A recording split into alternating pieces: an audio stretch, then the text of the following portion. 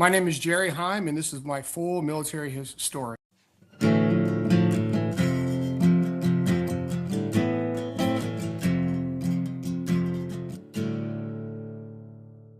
Jerry Heim, welcome to the show, brother. What's up, man? How are you? I'm good, man. Thank you for doing this podcast, man. You're one of my last E9s. I've already done an Air Force guy. I did a Marine. Now I've done an Army, and I just need a Navy dude, and I'll be good. I hit the four. Oh yeah, that's good, man. That's good. Yeah, Some of us and crazy E9s out there, yeah, it's also So good too, man. Like obviously you're the highest ranking enlisted Army person I've had on. I've had a lot of E8s. They're still my friends and everything like that, but I told you before this, we started recording. I know a lot of people are curious in the mind of a SAR major. You know what I mean? yeah, it's a wild mind in here. So we'll see. There's a We'll lot of see how it plays out. there's a Yeah, lot of great memes of a SAR major out there. So I'm excited for it. I know this is it's on a Sunday. I didn't really have a. I really appreciate you. Sundays are kind of like family times and everything like hmm that. So yeah. Hey, man, I appreciate you giving me the opportunity to come on here and just sit down and bullshit with you for a little bit. I don't know if we can cuss on here or not, yeah, you but can do whatever you want. uh, sit in here and bullshit with you, tell stories, talk about, my story, talk about some of the guys I served with stories. I try to get out there and I try not to forget sometimes. And, just pay tribute to like those guys that came before us, right? And, Hmm. fought in GWOT and gave, their sweat and blood to do what we had to do. And they're some of the best human beings I've ever met in my entire life. Yeah, Just great people, great leaders, great soldiers, Marines, so on and so forth. But it's an absolute honor to be invited onto your podcast because, and I've been following a little bit. I've been kind of lurking in the back, giving a follow, giving a like there a little bit, but it's great. It's a great platform, man, and I think it's a good opportunity for guys like us to get on here and just sit down and just bullshit talk, man, and talk yeah. about some of the struggles and shit that we went through over the last 20 years and make sure it never gets forgotten. Right. So And I think that's the main thing of the podcast, right? It's like more of like you said, like just talking to a bro. I think we get caught up in our own life. And I made a post about it the other day, like, hey, don't forget your brothers because you may be the only person they got. yeah, And I know a lot of us, like we have spouses, children, but that person that you served with 15 years ago that you led with, you're probably the only person he has. oh And yeah, it's important to just shoot him a text, just call him up, call, and then because that goes a long way. dude, I just retired in May, right? So last Oh May. wow. But man, I'm feeling it, right? Like I know there was hard days, being in the military. There's always hard days, always shitty days. My son is a Marine, right? So Yeah. he was just down for Christmas, and I tell him I was like, hey man, there's gonna be days where you just hate it and you just want to get out, but there's gonna be days that you're absolutely gonna love it, and you're gonna talk about those days for the rest of your life, right? Yeah. So me getting out now and then dealing with like civilian life and working just normal, being a normal Joe has been, and it's just something different that I'm not used to yet. And I'm still trying to figure out how to get through all this. I'm struggling with things and trying to figure out just the right path. Am I doing what I want to do? Like, do I have hobby? I don't even have, I'm trying to figure out what a hobby is. I didn't have time for Yeah. hobbies. Like, what do I Yeah. do? Like, what do I do? I don't know what to do. Should I do this, do that? And I have the Uh-huh. ability to do it, but man, it's so different, man. And just having the ability to go to work and just rant or talk shit or have conversations that you typically can't have in like, workplace today. It's just fun times, man. Good conversations make you laugh, make you cry. So I do miss those. Yeah. And it is totally different being out, man. I'm not gonna Yeah. lie. So Would you say since you were in so long, do you miss like the organization or do you miss the people? I miss the people, man. Some organizations are better than the other. You serve and Yeah. as an E9 and as a sergeant major, I'm an infantry guy too. So like I've been on infantry units operationally all the way up to my last time, which I was at West Point. But man, it just you just miss the people, man. Yeah. Organizations come and go, and some are worse than others, but the people in the organizations are usually pretty damn good and funny and good. And they Right. make you laugh. They make you want to rip your head out sometimes, like rip my hair out. Hmm. Like but those are some good times, man. I miss it. Yeah, I have I wanted to ask you something. Like, how is it transitioning to the sergeant major position? Because like my friend right now, he's a really great friend of mine. He's a first sergeant, and he's like whatever op somewhere at Fort Polk, and he said the higher you get, you lose your friends, right? Like those real like Joe Yeah, friends, like when you were E4, yeah, E5. Like, how is it yeah, transitioning to that point? Because you can't be friends with the first sergeants, right? Like you got to be yeah. like at a certain point. You see, you got to figure out, man, like what your leadership style is. Like, I Hmm. was never.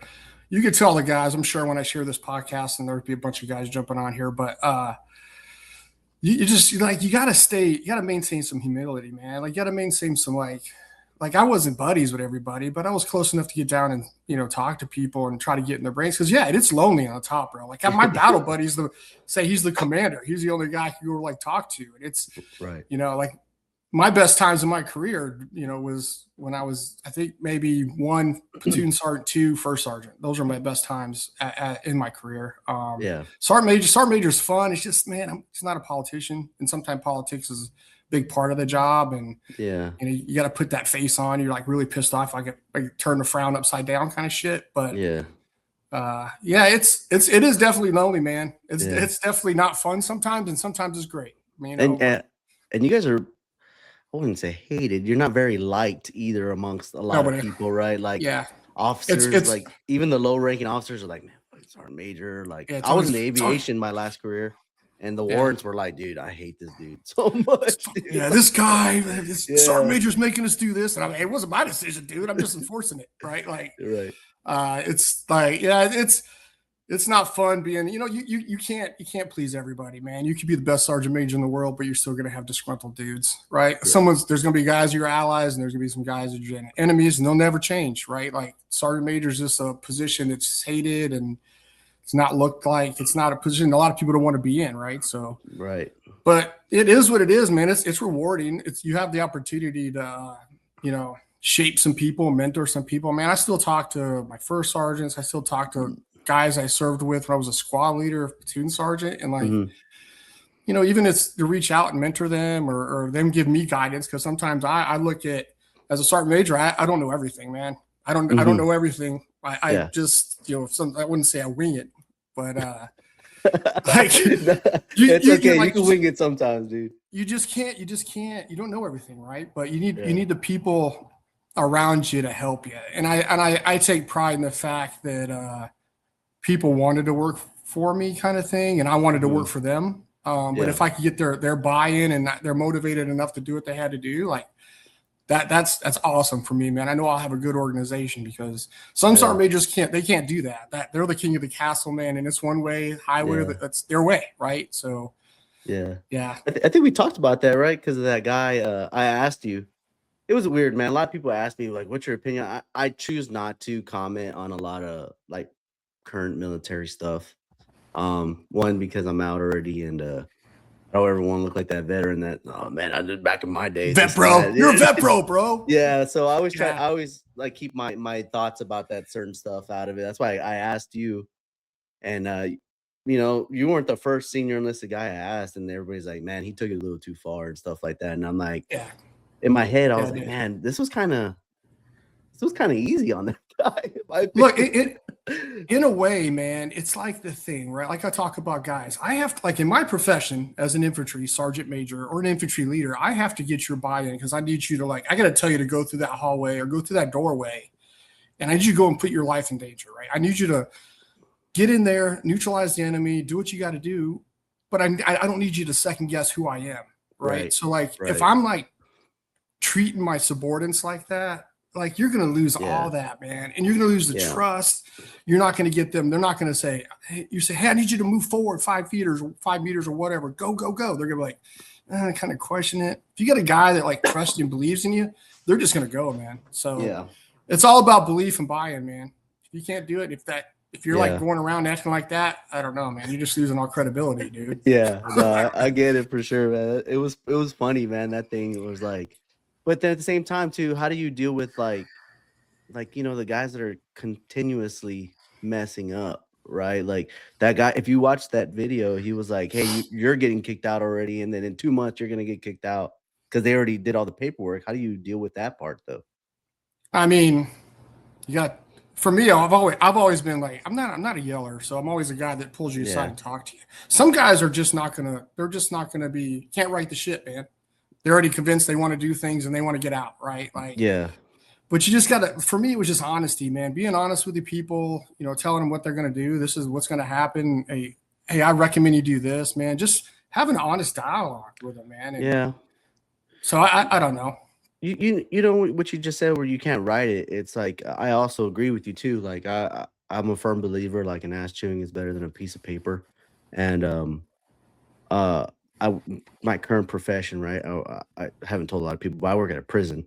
And a lot of the inmates always told me like I wish somebody would just shoot me out to get my mind right. So sometimes I think like an ass chewing is better, Oh yeah. I mean, at the right time, dude, I think. I mean, like I said, some people, you can't smoke a rock, dude. Like, you just can't. Like some guys are just like, give it to me, dude. I'm ready for it. Just yell at me, whatever. It is what it is, man. But it's all personality-based driven, man. Like, even as a leader, you got to figure out, one thing, knowing your guys. Like, if you don't know how to approach every one of them, because every one of them is different, like, you can't approach one the same as you approach the other. I mean, they're all different people. They're all human beings, right? So you got to figure that out. And that's the hard part about being a leader, man. Being a leader is not easy. And some guys don't want to be confrontational, and it's hard to be confrontational sometimes, man. So even as a scene leader, you have to go do it. Battalion commander is going to look at you and be like, "Hey, Sergeant Major, you need to go fix this out." I'm like, fuck. Okay, I got you. But it is what it is. It's like a personality based profession. Like, you got to figure it out. Our soldiers today are some of the greatest soldiers in the world, man. Like, absolutely. You saw the other night what we did in Venezuela. Even politics aside on it, it's still an amazing feat of what we can do under darkness, right? And then how well trained we are. So these soldiers that we have in the Army today are awesome. They got the gripes. I went through the same struggles they've done. If I had social media when I was in E3, it would, it'd probably be, I don't know, right? Like, dude, we didn't have that venting, the way to vent that they have today. So they're badass. I respect every one of them. So generational changes too, man. Like, I think that's important what you just said. Like, we're gonna complain, and then their outlet, they grew up with that social media thing, so their outlet is that, like, they're not very I wouldn't say personable, but like that's their personable interaction with people, like social media. So I think it's harder. That's another leadership thing you got to approach around, is like, when back in 2020, dealing with that social media stuff as a leader is something I was never trained for. And it's something that you just gotta, like, you just gotta be, it's just gonna happen. They're gonna talk shit. You're gonna have stuff on social media that you don't like, but I mean, if they're not violating any regulation or anything, and they can say it, they're free speech, man. I mean, that's what they can say, Sergeant Major Heim's a dork, whatever.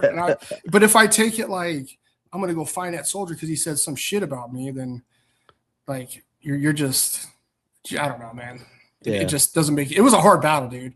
And I like dealing with that stuff. I use my chaplain a lot too. So I kind of do some of those things. I had really good chaplains, and I think the Army, that's a whole other subject. The Army doesn't know how to use their chaplains. They're starting to get back to it now, but trying to get down to earth with soldiers and talk to them and just being human, man, and not taking everything so fucking like, man, okay, I got it. Right. Yeah, don't take life so seriously, man. So you were a Marine and then you moved over to the Army. What year did you join the Marine Corps? So I joined the Marine Corps in 95, dude. I graduated, and I was never the stellar. I played football, I wrestled. I just was never, I wasn't going anywhere, bro. I just was like, whatever. I had a good background. My dad we're a military family, but I just was trying to figure out what I wanted to do. And I saw this Marine video of them shooting guns. I was like, that's what I wanted to do. So went to the Marine recruiter, joined it. And I think, going to Paris Island and being a Marine and still utilizing some of those values that I learned from the Marine Corps taking it into the Army is shaped me the leader I am today, to be honest with you. I mean, I didn't stay in 4 years because I was definitely E4 Mafia at the end of the year, after my 4 years of the Marines. But Yeah, it shaped me. I love my time in the Marine Corps. Always proud when November comes around and celebrate it with all the Marines that are out there. And so, but it was a good time in my career. Yeah. So what besides the guns, like you said your dad had some lineage and stuff like that, like did he kind of shape you or did he push you towards that? You know what I mean? Just nah, just being in the military and seeing how the military is, dude. And Yeah. it kind of like I want to do that, right, kind of thing. So, yeah, I saw the military. The military, the only thing I knew. So what job did you get when you first got in? I was 03, 03 Okay. 11 infantry. Yep. Okay. And then what were you guys doing? Like, it's kind of like 95, So 99. I went to I went to the honor guard. So I went to the silent drill platoon and I spun rifles on their drill, like the guys you see spinning the rifles and all that kind of stuff. So I did that. I never thought I would get into that, right? I was like, holy crap, there's nerds in high school used to do that, but now I'm doing it. But like it was a pretty elite organization within the Marine Corps, and I did that for 4 years. I never went on a float or went on a deployment. But I did what I had to do. I got out as an E4 as a corporal, and then got married and went from there to the Army. So let's backtrack a little bit. Like, what did you think about Paris Island, dude? Because like obviously my idea of Paris Island is Full Metal Jacket. So it's is the bays like that? Is it kind of like... Yes, 100%, 100%. Right. It is. I don't think it's hit. I never saw anybody get punched or anything like that, but the stress is definitely the same. And it's a place I never want to go back to. Never want to. Because like when I got out of the Marines, I had a little stint where I kind of did odd job stuff or whatever. Just wasn't for me, and I wanted to go back in the military. So I went back in the Marines. And Marines were like, "Hey man, like can't get you back in right now. You're gonna have to wait a little bit." And I was like, "Shit, man! I got married. I got a new wife and stuff, and I got to do something." Yeah. So I went and tried the Coast Guard. I wanted to be a rescue swimmer because I saw it in the movies. Like that's what I want to do. And they're like, "Hell, you ain't getting that." Everybody that comes through the door wants to do that. That school's backed up for like 2 years. We'll make you like a gunner's mate on a ship, but you got to go to basic training. And I was like, nope, not going to basic training. I don't want to do any of that. I don't want to go back to basic training. I've been to Paris Island already. So I went next door to the Army, and the Army's like, "Come on in. What do you want to do? You want your job back? You don't have to go to basic." They give me everything I wanted. I don't know. Maybe they're short on numbers, but so let me come back in as 03. Yeah, being a young man, 22 years old, right? Like when you got out, like 21, 22 maybe. And where were you from originally? I'm from Maryland. Maryland. Okay, I was born in Andrews Air Force Base. Yep. So like being a young man, getting out of the Marine Corps, those values are being instilled in you, right? Like what made it hard that short time? I don't even know how long it was between the Marines and the Army, like finding a job, finding a, you know what I mean? What was it? I was just immature, man. I was just immature, didn't know how to get my feet under me. I was married now. I couldn't run the streets like I was before. Like I had responsibilities and like the benefits and stuff. And I was like, hey man, like just go. I know if I go in the Army or going back in the military, I have all that and everything's covered. So I just made that commitment to go back in. It wasn't even a year, bro. I was out. So okay. So you went back in like what, 2000? Yeah, 2000. Oh wow. Okay. 2000. Yep. Okay. Yep. And then you go back. Your 11 Bravo 11? Yep. That was 11 Bravo. Go ahead.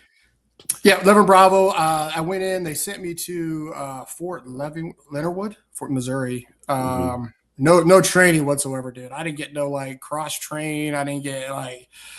They literally threw a uniform at me and said, "Now you're in the Army." And I'm like, "Shit, bro. I don't even know how." Like, I know the Marine Corps rank structure. Like, they're like, "Dude, like in the Army, just call everybody sergeant, so it's easy." But yeah, man, I just went to Leonardwood for like 2 months or something to wait for orders and I drove people around to the hospital or whatever and waited to get my orders. And then they sent me to the 25th Infantry Division in Hawaii, which was awesome. So how long was that process before you got those orders to go there? About 2 months. 2 months. Took me about Okay. 2 months for that. I had to do that for a little bit. I was getting like impatient, man. I was like, man, this is what the Army's doing. I'm just driving people around. I was just gonna ask you. I got like people with like no shoelaces on trying to drive them to the hospital. It's like, dude, is this the Army? I was like, man, we kind of regretted it for a little bit, but as soon as I got to the 25th, it was a whole different story. What month did you get to Hawaii?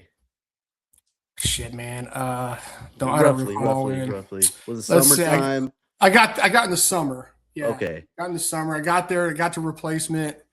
Had to take a swim test. I was like, what the hell? Like, we have a lot of people that they drown out here in Hawaii. So you have to take a swim test. And this is when the replacements are around. You had to take swim tests, do all that things. And it was great, man. I've never been there. And it was just like waiting for the wife didn't go with me because she had to stay back while I went through all this stuff. But, just getting there and getting a house and getting into that organization and that unit is like, it was awesome. So.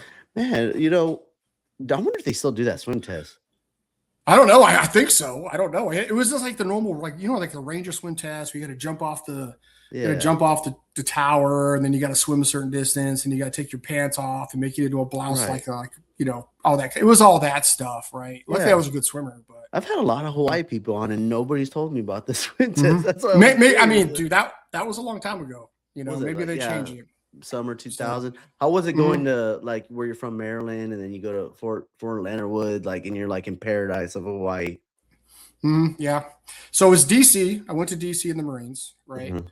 Did my stint in DC, Washington, DC, the Marine Barracks, 8th and I there. Then got out and then went to Leonard Wood for that transition period, and then went on to 25th Infantry, 114, which is not there anymore. 1st Battalion, 14th Infantry, which is they're not in 25th anymore. So So what is it like, being a new infantry guy? Did you keep what rank did you keep or whatever? So I got there as an E4. Okay. I was there. I was a corporal when I left the Marines. Got there, bro. I only knew Marine Corps shit, so I was like trying to like who fights 3-to-1 odds, man? Like, what is that? Let's just go. It's a bunker. Like, the Marines are just like they just want to go. So it was definitely a transition period. I was in really good shape, man. I was like, I didn't know nothing about Ranger School, all that stuff. I'm not Ranger qualified, but I should have went back then because I was in hell of shape. But I didn't know the Army, and that first like 6 months I saw it was good. I just was trying to learn how the Army runs and how it does, because I'm like pretty much behind the power curve than everybody as an E4. Like everybody's been in the Army maybe 3 years now, and I'm going in and trying to figure it all out. So luckily I had good leaders, man, that got me on the right track. So and how's like the training during this time that you guys are? It's peacetime, right? Like, what are you guys doing? 25th had some of the it had some of the best training I think I've been in around, just because of the training. And now they do a lot of cool things. Like we were training with the Aussies and going to Japan and all that kind of stuff. Those kind of deployments are like training exercises, stuff like that. But man, like it was a beast being an infantryman in Hawaii, just because like you're up gulches. And I was a 240 gunner when I first got there. So they put me on the gun like right away. So it was like, man, I was like, what the, going up these mountains, climbing through the out in the kahukus and all that kind of stuff, and just trying to figure out the Army. I was like, David, this is crazy, So like I said, I had good leaders, man. So and you were developing, right? The first year, you're just training, doing special stuff and like that. Like, what are you guys doing when the towers get hit? So we were doing EIB, right? Okay. So I was going to driving in because I lived off base. Yeah. Driving to work, and I didn't know what was going on. I got to the armory, and I was like hearing everybody upstairs. I'm like screaming and yelling and stuff. I'm like, what the hell's going on? I went up to grab my rifle, and then went upstairs, and I just saw the video of like the planes hitting the building and stuff. And I was like, what the hell is going on? Like it went like your mindset went from just, training to like, holy crap, dude, we could be going somewhere. Right. So, I mean, like for real, like we just was like, I was still a young kid, man. I was still a young leader. Like I didn't know what the hell. I was like, I just trying to figure out the Army. And obviously they canceled the EIB and all that kind of stuff at that moment. And then, we went downstairs and waited for the word all day, right? So Right. all day until we got cleared to go home. But the next day, man, that was rough because I lived probably, I don't know, man, 3 miles away from the base or whatever. It took me, I didn't get on the base until like almost 1400 the next day because of just Oh, all damn. the security and stuff. So I showed up Yeah. in my PTs. Everybody else was already halfway through the workday. So Damn. yeah, it was a crazy time, man. It was something I'll never forget. Yeah, I always wondered like what leadership what the leadership is doing. You know, especially the post commander and everything like that. They got to take care of that stuff. Like, hey, do we go stand to, or what do we do? You know, like is very what was going on in my mind. But you guys just kind of just grabbed your weapons and just kind of hung out. We just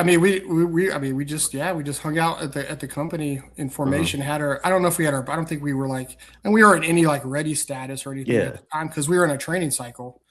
But it was just like hang out the company, man, until we get the word of what's happening. We don't know what's going on, so we couldn't leave. We were there until they cleared us to leave. So, but eventually it pushed on, and we continued on with our style of training again. But it was a different focus, man. It was a different, like we took training, like it was serious now. You're like, holy shit, man, this is like, we could be doing this soon. So everybody had a different approach, different mindset of like getting back into training. It's not like the check the block stuff now because you don't know where you're going to be in the next year, right? So it was different. It was a different mindset.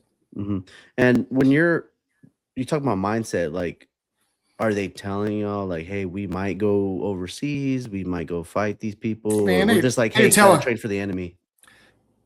Just train for future combat. Nobody ever told us any of that kind of stuff, especially being an E5. I was E4, E5 at the time, but oh wow. We knew like the word don't come downhill fast enough to us, but we knew like that there's a possibility. I mean, we never got any official orders or anything at that point, but everybody, like I said, knew that there's a possibility. Even the young guys were like, oh shit, man, I better shoot straight this time because who knows what I'll be doing. So yeah, it was. I think the mindset within the organization, everybody was smart enough to know what was going to happen, and you know, obviously, I would be in Iraq a couple of years later for the invasion, right? So it was crazy, man. I mean, I think even as a young kid, you knew what was going to happen. The whole country changed at that point. Yeah. Right. So, how long were you? Okay, so are you still in Hawaii when you go to the invasion, or where do you go? No. So I met a hell of a leader. So hell of a leader when I was in the 25th. One of my squad leaders was he's from the 82nd Airborne Division, and I was like, man, he is squared away, and he was telling me about like the tradition, the history, and all that stuff of the 82nd. And I was up to re-enlist, man. I was like, dude, I'm kind of missing that because the Marine Corps had that. The Marine Corps had a lot of that stuff, like the tradition, the history. They beat you kind of in, like it's kind of India, and I kind of missed that. And I was like, man, the 82nd, those guys walk around with their berets and their jump boots, and they're pretty cocky. You know, like that'd be pretty awesome to go. So I re-enlisted to go to the 82nd Airborne Division. So I did that. I went en route to jump school from Hawaii, and then went to North Carolina, Fort Bragg. What year was this when you decided to move over? 2002. 2002. Okay. Yep. Okay, and then you go to jump school, and then you go to North Carolina. What is the major difference that you see between the 82nd and the 25th? Oh, dude, the training was good. Both had good training, but like the get your shit together attitude of like who we are was different, right? Like being carrying the title of a paratrooper is something that's, you know, it's a lot of pride. Plus, as a younger soldiers, like the 25th, if you're like an E3 or like you're just a rifleman or maybe a saw gunner, like you just follow your team leader. You'd follow your team leader where you had to go. So it wasn't much like, you know, you were thinking, but you're just like, hey, go here. I'm going there. Boom, I'll go. Right. But as a young paratrooper, man, like you don't have much play in that because when you jump onto the battlefield at 02 in the morning, you better know where you're going. Right. Yeah. So like they were a little bit more on board on regard of like getting involved in the planning piece of it and knowing where you were going and where everybody else was at. Cause you kind of had to as a young guy, cause you could jump out and next thing you know, man, it's like two of you and another, you know, E3 roaming around the battlefield trying to find out where your unit is. Right. Yeah. So it's a little bit more like mature responsibility and understanding the mission set. Right. So That's what I noticed. 82nd's got that GRF, right? It's GRF, I think that's what it is. Yep. I don't know what they call it now, but yeah, I would, for people that are listening, I would kind of compare it to the Mew, right? The Marine Mew thing. Yep. And then they people that don't know this that are watching, like the GRF, the Mew, it's very important that they have to have that combat ready mindset like at all time. Yeah, you have to have your bags packed, ready to go. You know, getting on board aircraft. You know, and jumping anywhere in the world, just like the Marines are. Right, they're on ship, they're ready to go, they're packed, and wherever there's a incident or whatever, they're there. Right, so like the 82nd does that, and they're known on getting up in the air and out the door quick. Right. Or when I'm like. Real like I'll give you an instance. So was Haiti came around for the earthquake, right? So when we were out training in the field, man. This is probably between my third deployment or whatever, and this was a no notice deployment is what we call it. So I was out in the field training. It was cold. It was December, dude. It was like we're doing like squad sticks or something. And we got a no notice call, like, hey, you got to go. We're leaving. We're going somewhere. And like, where are we going, dude? Like, where the fuck are we leaving to? We didn't know at the time, and then we finally found out, hey, you guys are going to Haiti for earthquake response, right? Yeah. So I think it was like 2010. I don't remember the year, but like I had all cold weather shit in my bag. I had like a contingency pack. I had to go repack everything. And it was quick, man. I was in an aircraft like to Haiti the next day. Yeah. It was like super fast. Right. So that's the 82nd. That's what they do, man. They're just ready to go and ready to, send lead downrange. Or we didn't for Haiti. It was more of a humanitarian mission. But yeah, I got to give them props, man. That it's a pretty awesome unit. It's a unit that kind of tears you down a little bit because its op tempo is so high. And I did all my leadership. I did all my leadership time in the 82nd Airborne Division, right? So. And when I left there, I didn't realize how kind of burnt out I was. But yeah, that's what I've heard the most is like it's a good unit. It's just the op tempo is just super, super high. There's like no, I guess, downtime. I don't know what you want to call it, but I always thought too, brother. Like I always thought, because I was like, I would get up, be a platoon sergeant, and then I see everybody leave. Right, I'm like, everybody's gonna go drill sergeant, recruiter, or whatever. And I'm like, dude, like, I think it's time for me to get out of here. Like, I've been here forever. Like, why am I stuck? And I was proud to be there, but I was just there. And I just one of those guys that shrugged through every leadership position all the way up to first sergeant in the 82nd. Doing what I had to was the greatest time of my life. But man, it was hard. It was some hard work. Yeah. I'm not gonna lie to you. Show some good mental resolve, dude. So you get to the 82nd, 02. Life is developing, training, you're promoted, like you're just trying to do stuff. And then when the invasion of Iraq happens, like what are things going on? So we kind of knew something was going to go down and we were packed for it. So I was a little different scenario for that part. Right. So our company, or our battalion we were doing some mission sets prior to the invasion, right? So we were going to jump into this airfield. We were going to do some stuff. We had Rangers with us, and they were training with us, and we didn't know any of this was what was happening higher above us, right? So we didn't know this was all preparation for something else, right? You just were like, oh, Rangers are here. That's awesome. We're training with them. It's cool, like whatever. And we were like, we're going to deploy somewhere whenever. We didn't know when that was going to be. We were ready to deploy.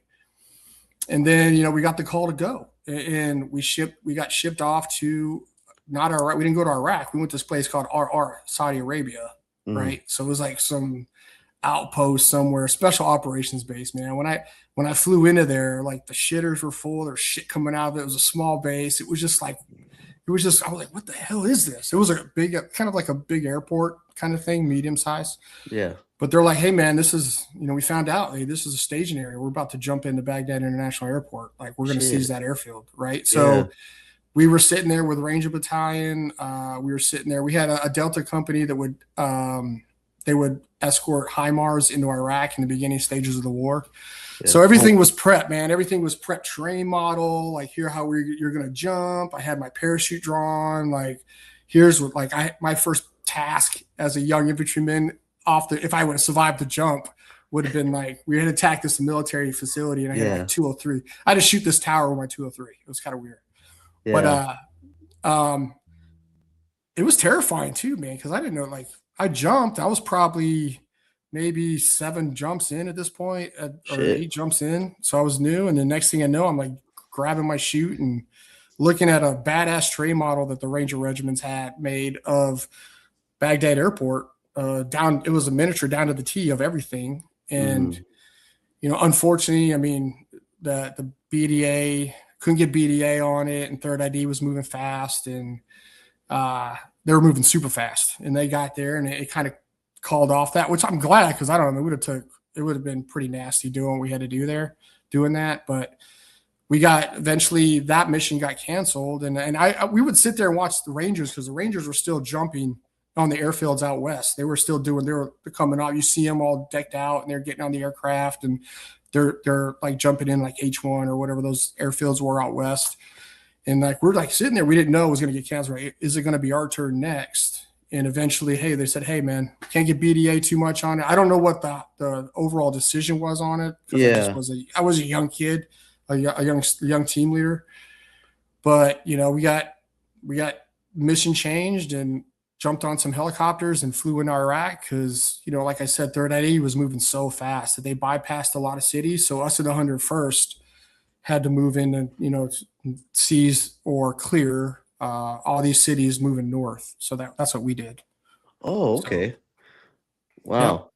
Yeah. Man, because Third ID, they just pushed, man. They just moved. They utilized speed to get up north. And I don't want to talk to any of the Third ID guys out there, but they are like, hey, 82nd, 101st, man, we need you to go into these specific cities and clear these out and move north. And that's what we did. So talk to me, like, okay, so you obviously you have a certain pack, right, when you're about to jump, and then now that they told you the missions changed, did you have to like redo everything? You just kept everything and then moved over? Yeah, you had to redo everything, man. Like, now we're going in long-term we're going in, it's long-term sustainment. We don't have to take all the air items, like the air stuff that we have to use for the jump. You have to take all that stuff off. Like, we don't have to like worry, like it's just all the logistical side of it now. Now it's like you're just a normal grunt, man. You're just a normal infantryman, and now you're preparing for long-term, not knowing when it's going to end, and just the long-term fight. So I assume you guys go ahead. I assume you guys are like packing on Chinooks, and then you guys land somewhere, right?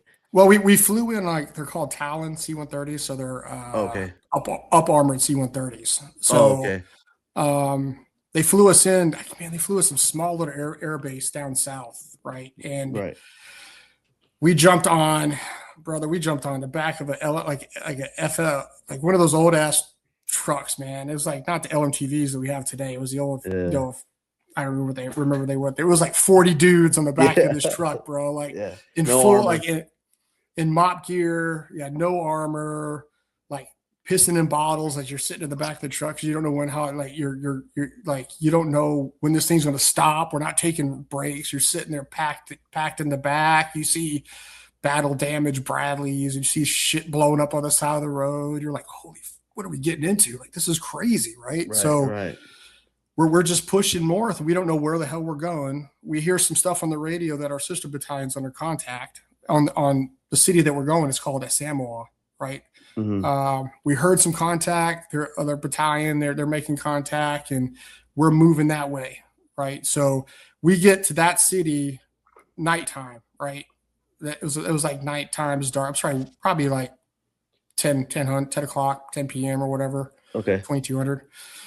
And I remember, man, getting off the truck and just seeing like the JDAMs dropping on the city, dude, at night. It was like the craziest. And if you look through your nods, you can see just nothing but IR strobes from like vehicles across the desert. Like, and they're like, we got the words like, hey, we got to go into that, and we got to go clear that. And I'm like, holy shit, dude. Like, I've never been in combat, never done any of that shit. My sergeant major comes by, because I'm like, I went to NBC school before this because we thought we were going to get slimed. I'm like carrying all this NBC shit. And he's like, Heim, why are you carrying that? Get rid of that. Sergeant Major Flowers is his name. Some of the 82nd guys out there know him. He's a legend. But he told me to get rid of that and told us to get out of our mop gear. We don't need that anymore, which is the biggest damn relief ever because it was like 130 Yeah, degrees. for sure.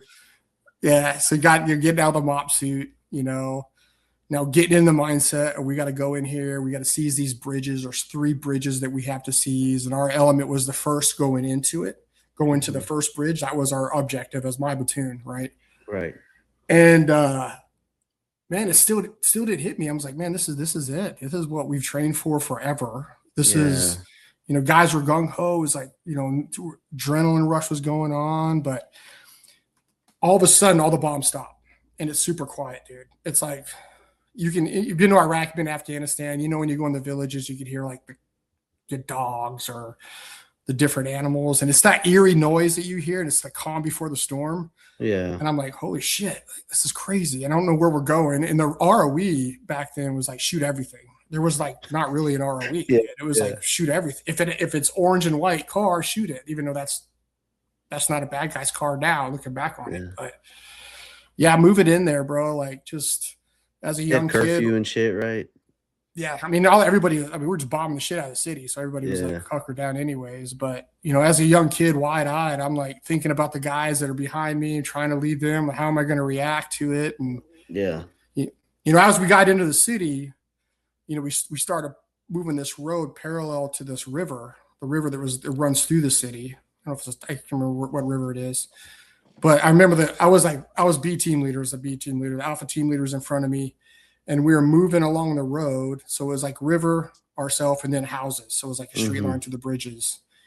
And I looked up front of me. I saw some dudes in like black pajamas running over this fence. And I'm like, I called the PL. I was like, sir, there's dudes up here running around with ninja gear on. Like, what is this? Like, and he's like, keep moving to the objective. It was crazy because they were all in black. It was nuts.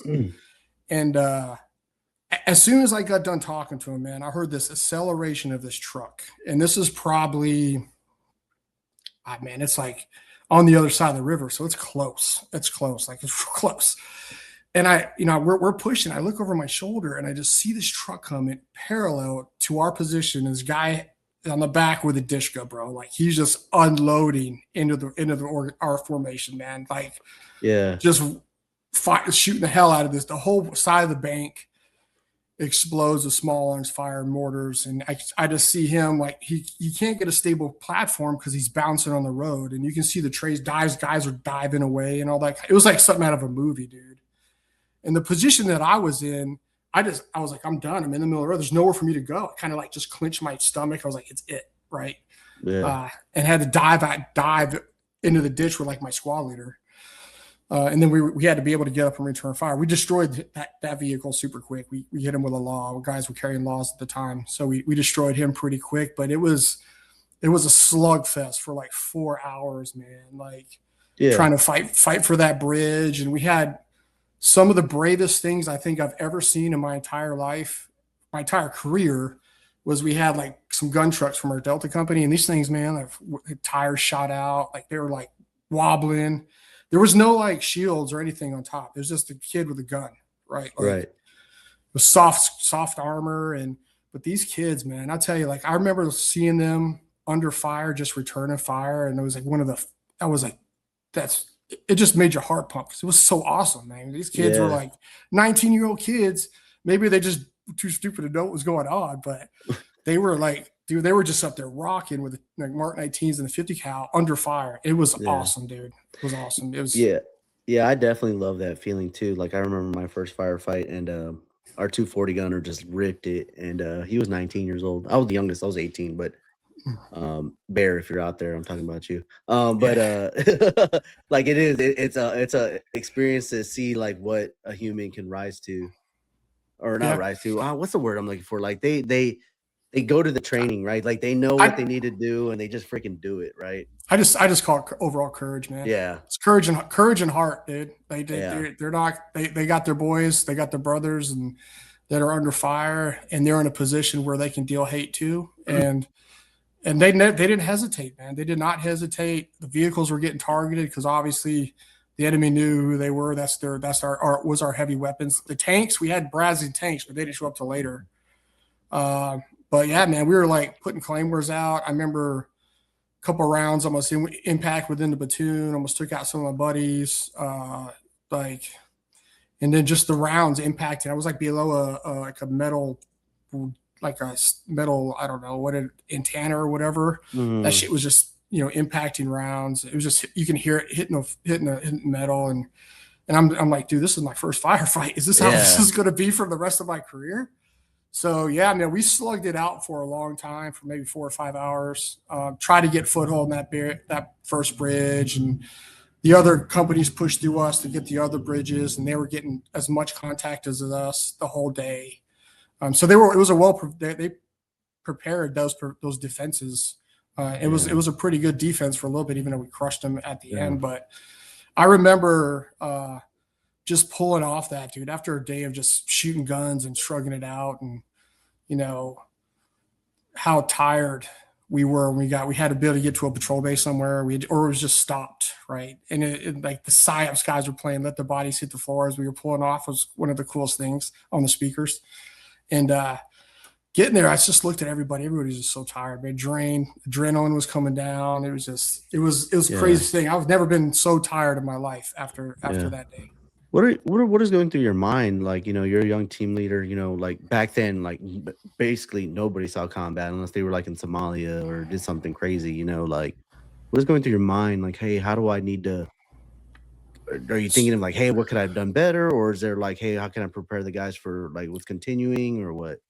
So in my mind during the time, man, I was like, I had to be a team leader. So I had to grab my guns. I saw my 203 was shooting, trying to get him up. My saw gunner, he was kind of puke. I think he was just nervous or something. Stress was hitting him. He was puking. Right. I had to get him back in the fight. I needed him to start and engage the enemy, which he did without hesitation after puking his guts out. But like during the time, it was just really protecting my guys and making sure that they're not, taking it from the enemy. That we want to be aggressive, and I wanted to make sure my guys are in the right position to do that safely without getting hit. Yeah. So, I had a small piece of the pie in my area where I had my team, of course, where I can control, but we were like right behind a little building. It took us a little second to get together after the initial open up of the initial ambush. But we found our spot. In my mind, I didn't really have a lot of time to think about it. There was a lot of like, holy shit, that was amazing. Holy God, that was cool. Like at first, you're like thinking of all these things that you're seeing. Like, we saw a truck just get obliterated trying to cross the bridge. We don't know if it was a V-bit or not. It was coming right at one of the companies, just got obliterated. And you're just like, wow, that's cool. At first, you're like, holy shit, that's awesome. And then you just realize this isn't play. This isn't training anymore, man. Like this is the real shit, So it's getting back and then pulling off that objective. Then I was just so tired and making sure the guys get some rest or whatever, and we didn't know what was next. Yeah, we just didn't. So you guys seize those bridges and everything like that, and then now it's just time to reflect and everything going on. Like when is your next mission and stuff like that? Because you obviously guys are pulling guard and doing certain stuff like that, but like when is your next?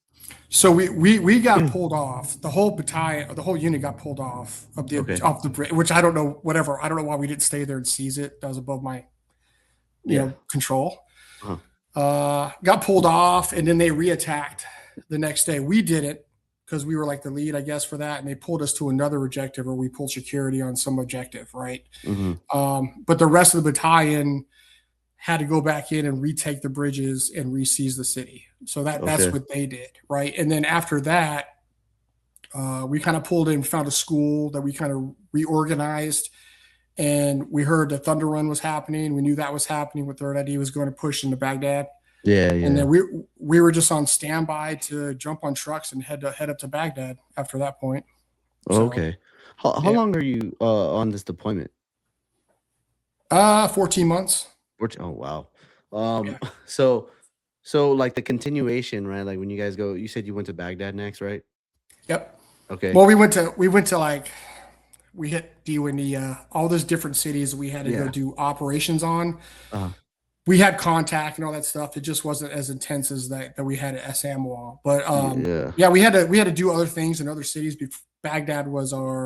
South Baghdad was our initial, that was our final landing point objective back Yeah. then.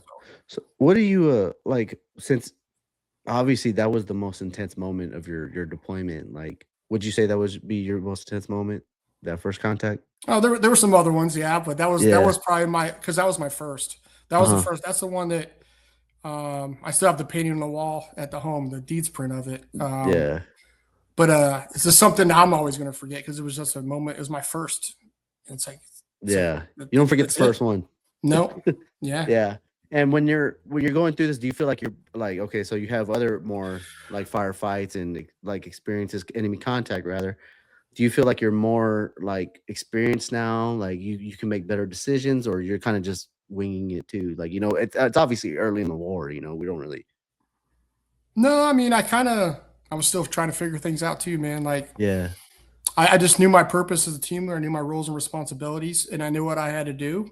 I couldn't control what happens next. I listened to my leadership and do what I had to do. Pull security this way, I'm pulling security this way, right? Like, Right. didn't really have a lot of time to think about it, man. I just didn't know. You did think about like, what is the end point of this? Where are we going? Like, nobody knew where we were going. Like, we didn't know where we were going to be we didn't know how long we were going to be there. Is this going to be forever? Just didn't know. Like, that's the thing that you thought about more every day is like, what do we do? Where are we going? What is happening? Like, we know what we're doing. We know who the enemy is in the beginning. And then obviously it transfers over to, we don't know who the enemy is because it's all insurgent based shit at that point. Right. Because this was in the beginning. There was no IEDs or anything at that point yet. Yeah. But as we gone through the deployment, that's when we kind of started to see the shape of the IEDs happen by the time we left. So I'm kind of a unicorn with some things because I kind of saw throughout 2003 all the way to shit, man. I left Afghanistan in 2020. All the way up to that point, I kind of saw the progression of us jumping in civilian vehicles or making Mad Max vehicles out of trucks that we use, soft skin, to like up armored buses, right?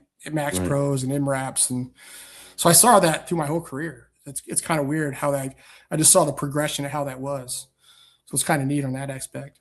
When you're so at the end of this first deployment, like how do you feel? Like, you're already this is 2003, and then you go to 4, so that's what you're 8 years into the military already, like with your Marine time. Like, how do you feel as an infantryman? Like, this is what y'all fighting the wars, that's what you guys like, So I kind of saw a little bit. I looked up to the guys when I was in Hawaii, when I saw the guys come back from Anaconda, right? So their guys were coming back from Anaconda in the early stages of Afghanistan. So you started seeing a lot of those combat veterans come back with 10th Mountain patches on, and they had CIBs and shit. And you're like, oh man, that's what I want. Like, that's kind of where I want to get. Like, that's awesome, man. I respect those dudes, like what they saw over there.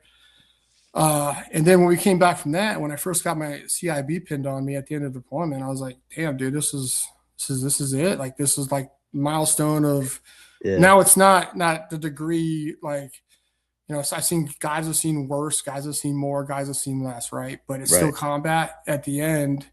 And you're like, man, I got my CIB. I mean, every knucklehead, you just got to get shot at to get your CIB, right? But it's still like, as an infantry guy, you're proud to wear that thing on your chest, right? Yeah. So it's like a rite of passage, kind of, right?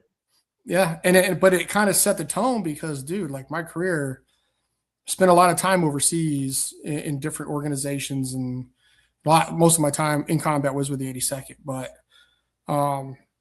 I just knowing what's next, man, like seeing guys get killed, like during that 03 deployment, and like, dude, like, I'm in this for the long run, man. You got to be able to survive this thing because it's like constant back-to-back deployments, and like you see guys get killed, get shot, get injured, and like sometimes you're just like, man, when's it my turn? Because it's just nuts.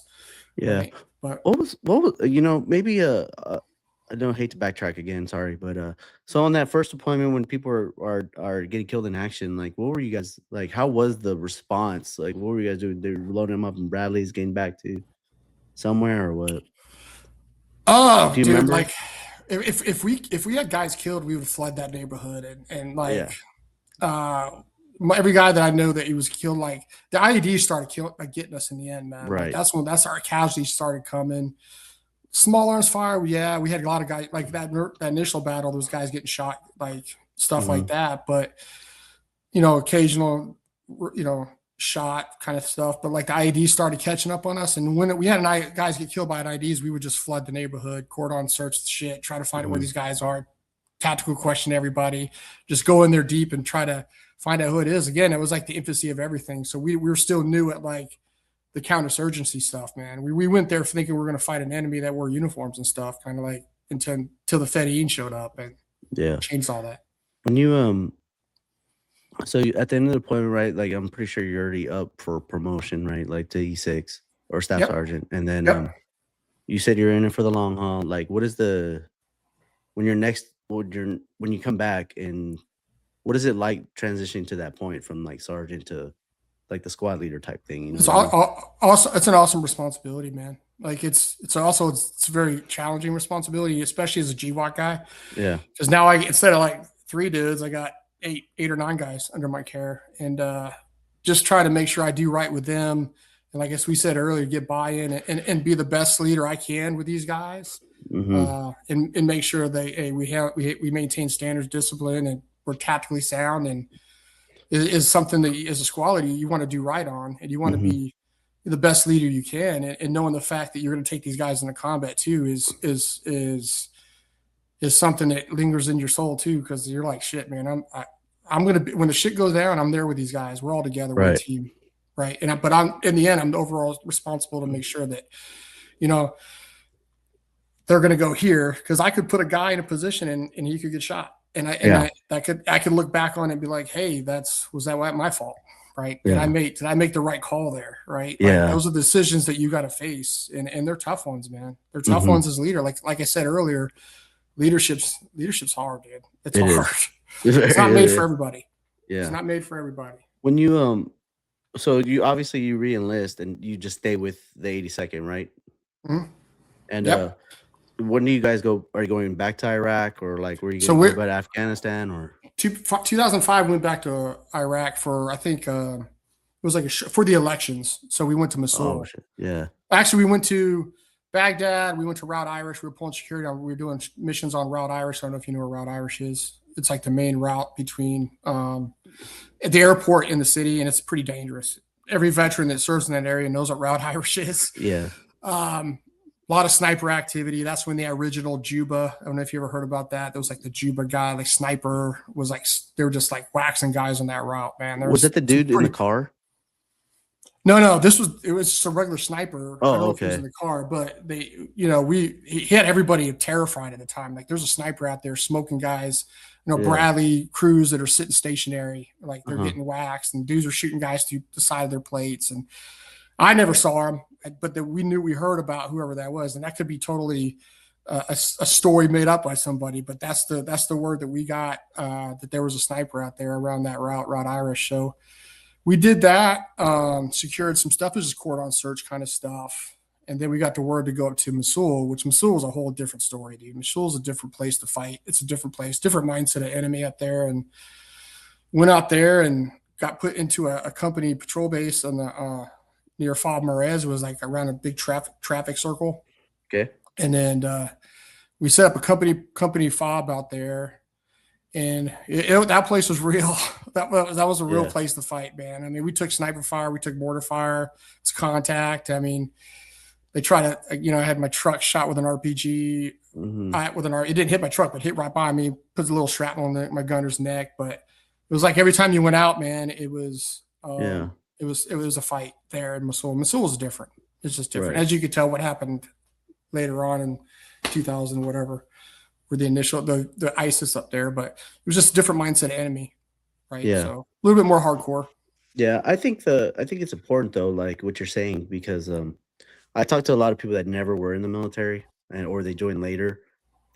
They kind of don't realize what the kinetic activity was like in these areas, you know what I mean? And like obviously they don't make a lot of movies about what happened in the GWOT yet, but they people were saying like, oh, I didn't think y'all were getting down like that, and I'm like, dude, you just have no idea what some people were going through.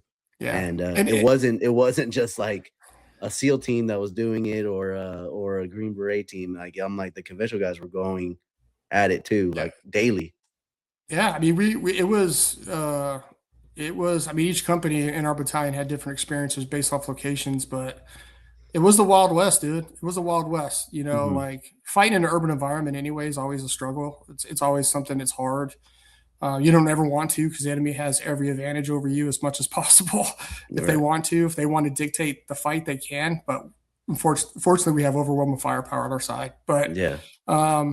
Yeah, it's some different, man. Like snipers, man. I just IEDs and all that stuff. It always it is what it is, man. Ambushes, but the sniper thing, that thing always bothered me just a little bit because it was just so personal, right? Like we had a medic, he got shot in the head, like in the tower. Then we had another guy get shot in the back by this sniper that was roaming around. But like, it's just so personal, man. It's just like the dude just picks you out of the crowd and determines that he wants to shoot on you. That shit is just, it's nerve wracking, dude.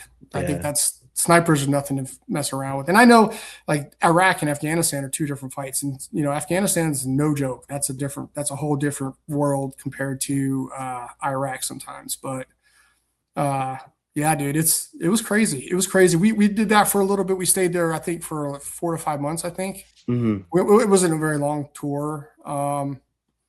But, you know, just helping out. There was a striker unit up there. I can't remember, Triple Deuce, I think. I can't remember who it was. I don't want to throw out anything on who it was, but there was a striker unit that was in Mosul that was awesome, dude. There was like the beginning of the striker units. It was like where they were getting fielded. Yeah. And they were trying to figure this system out, man. But the way they did things in Mosul in 2005, it was, and some of you guys out there probably served in that unit. You guys, I respect every one of those guys that fought in that unit at that time. And hey, everyone, just wanted to hop on here real quick and give a quick shout out to our sponsor, Craig Fleming at Fleming's Cleaning. Please go ahead and use code word GWOT13 for 10% off your next commercial or residential cleaning if you're in the San Antonio area. If you haven't done so already, please subscribe to the channel on YouTube. Follow us on Spotify. We are now on Apple Podcasts, so if you're an Apple user, go ahead and follow us over there. We have every major social, TikTok, Facebook, and Instagram. Please go ahead and give us a follow over there. Drop a comment on how you're enjoying these episodes. And with that, let's continue the episode. They were just badass, man. They knew they figured out how to use that vehicle. And it ended up being really, really awesome. So since it was a short deployment and everything like that, like, what I want to dig into here is like, you come back, I don't know what rank you're at, but what is, like, how do you, like, are you operating off the high, or, you know, like, are you just kind of like chasing it, or what are you doing? What do you mean, just the fighting, like, or just like, because, you know, when you like, a lot of people I know, when I first got in the Army, people were always waving their dwell time, right? They're like, I want to keep going, I want to keep doing this. Like, what is like your mind, like, you have unfinished business, or what is it? You know, I just enjoyed it. Yeah, the rush of things, man. The rush of, you know, doing things. I still feel it today, man. Even when, like, I'm not a Delta operator, but when I see shit that happens, like those guys do what they had to do the other night, it just, in my soul, I'm like, man, those guys will never forget that night for the rest of their life. Like, not the bad shit, but like doing what they did as a team, man. So like chasing that and, you know, just going in there as you and a bunch of guys trying to figure out a problem set in a pretty dangerous environment that's challenging, and you guys figure it out, and then you're successful coming back from patrol without any losses, is some of the greatest.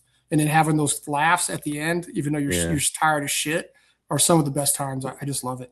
Yeah. So, no, it kept me going, man. Yeah. And that was just too, I was too, like, I'm not getting out, because I'm like, I got a family and shit. And I just didn't know what I was going to do. So I just kept trugging on. I didn't know it was going to end up being 30 years. Yeah. So. When do you first go to, like, Afghanistan? I go to Afghanistan in 2010, I think. Okay. Yeah, we went out to Farah. It was another short trip. It was for we went to Camp Stone out west. We didn't see hardly any contact during that operation. It was just we worked with an organization, a government organization, to help them with some stuff, like pulling security and shit like that. There was nothing big. I mean, I think the worst thing that I saw in that deployment, we had like a MATV rollover, and that was about it, man. But that was pretty quiet. That was a pretty quiet deployment. How many trips did you do over to Afghanistan? I did two in Afghanistan, one short trip, and then I did the last one with the retrograde of Afghanistan in 2020. So Okay, so I closed out Afghanistan with our yeah. battalion.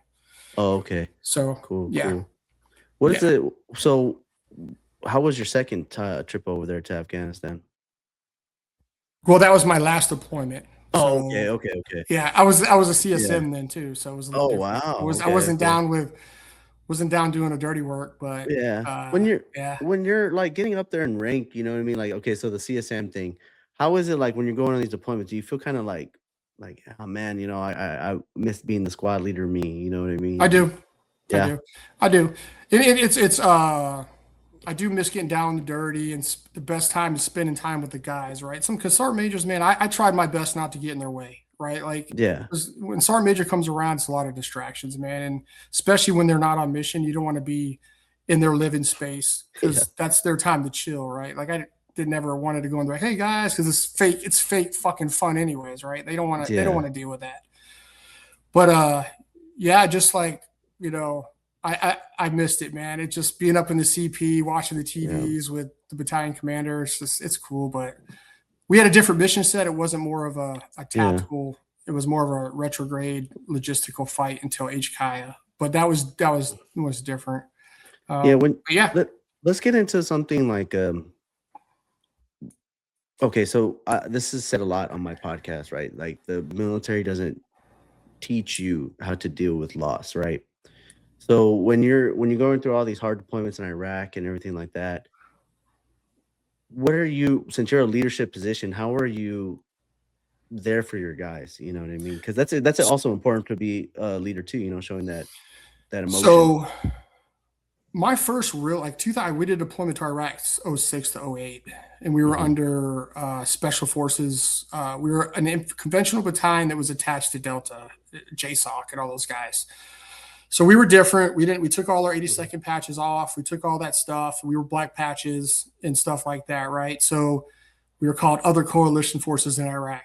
So what we did, our mission set was to air assault into bad places wherever, say if the SEAL Team 6 is having issues in some spot, they would just throw us in there. And we would just like rattle the cage, dude. Like battalion mass air assault into some of the worst places in Iraq, like Uh-huh. Diwaniyah, like Diyala province and all those kind of stuff. Like that, those Right. places were bad, right? So we would fly into those spots, and that was our mission set. It was awesome. It was like one of the best missions I've ever been on. It was just cool as shit. Like all helicopter assaults and Yeah. supported by 160th and all those other guys. Like it was amazing. But I was a squad leader, and this is like my platoon sergeant was Sergeant First Class Callahan, so he was my best friend, man. Like he was a guy that lived like right down the street from me. My kids knew his kids. Our wives were close. We were just boys, man. Even though it was my boss, I still my platoon sergeant. Still fuck me up if you needed to, right? So, Right. but there was one mission set, man. We flew in, and it was just such a weird night. We flew in, landed, searched some. We did some searching of some areas that we had to search through. He was with me because we only had two squads. Our platoon was short, so we had like two squads and two squads with guns attached. So the PL would go with one, and the platoon sergeant would go with the other.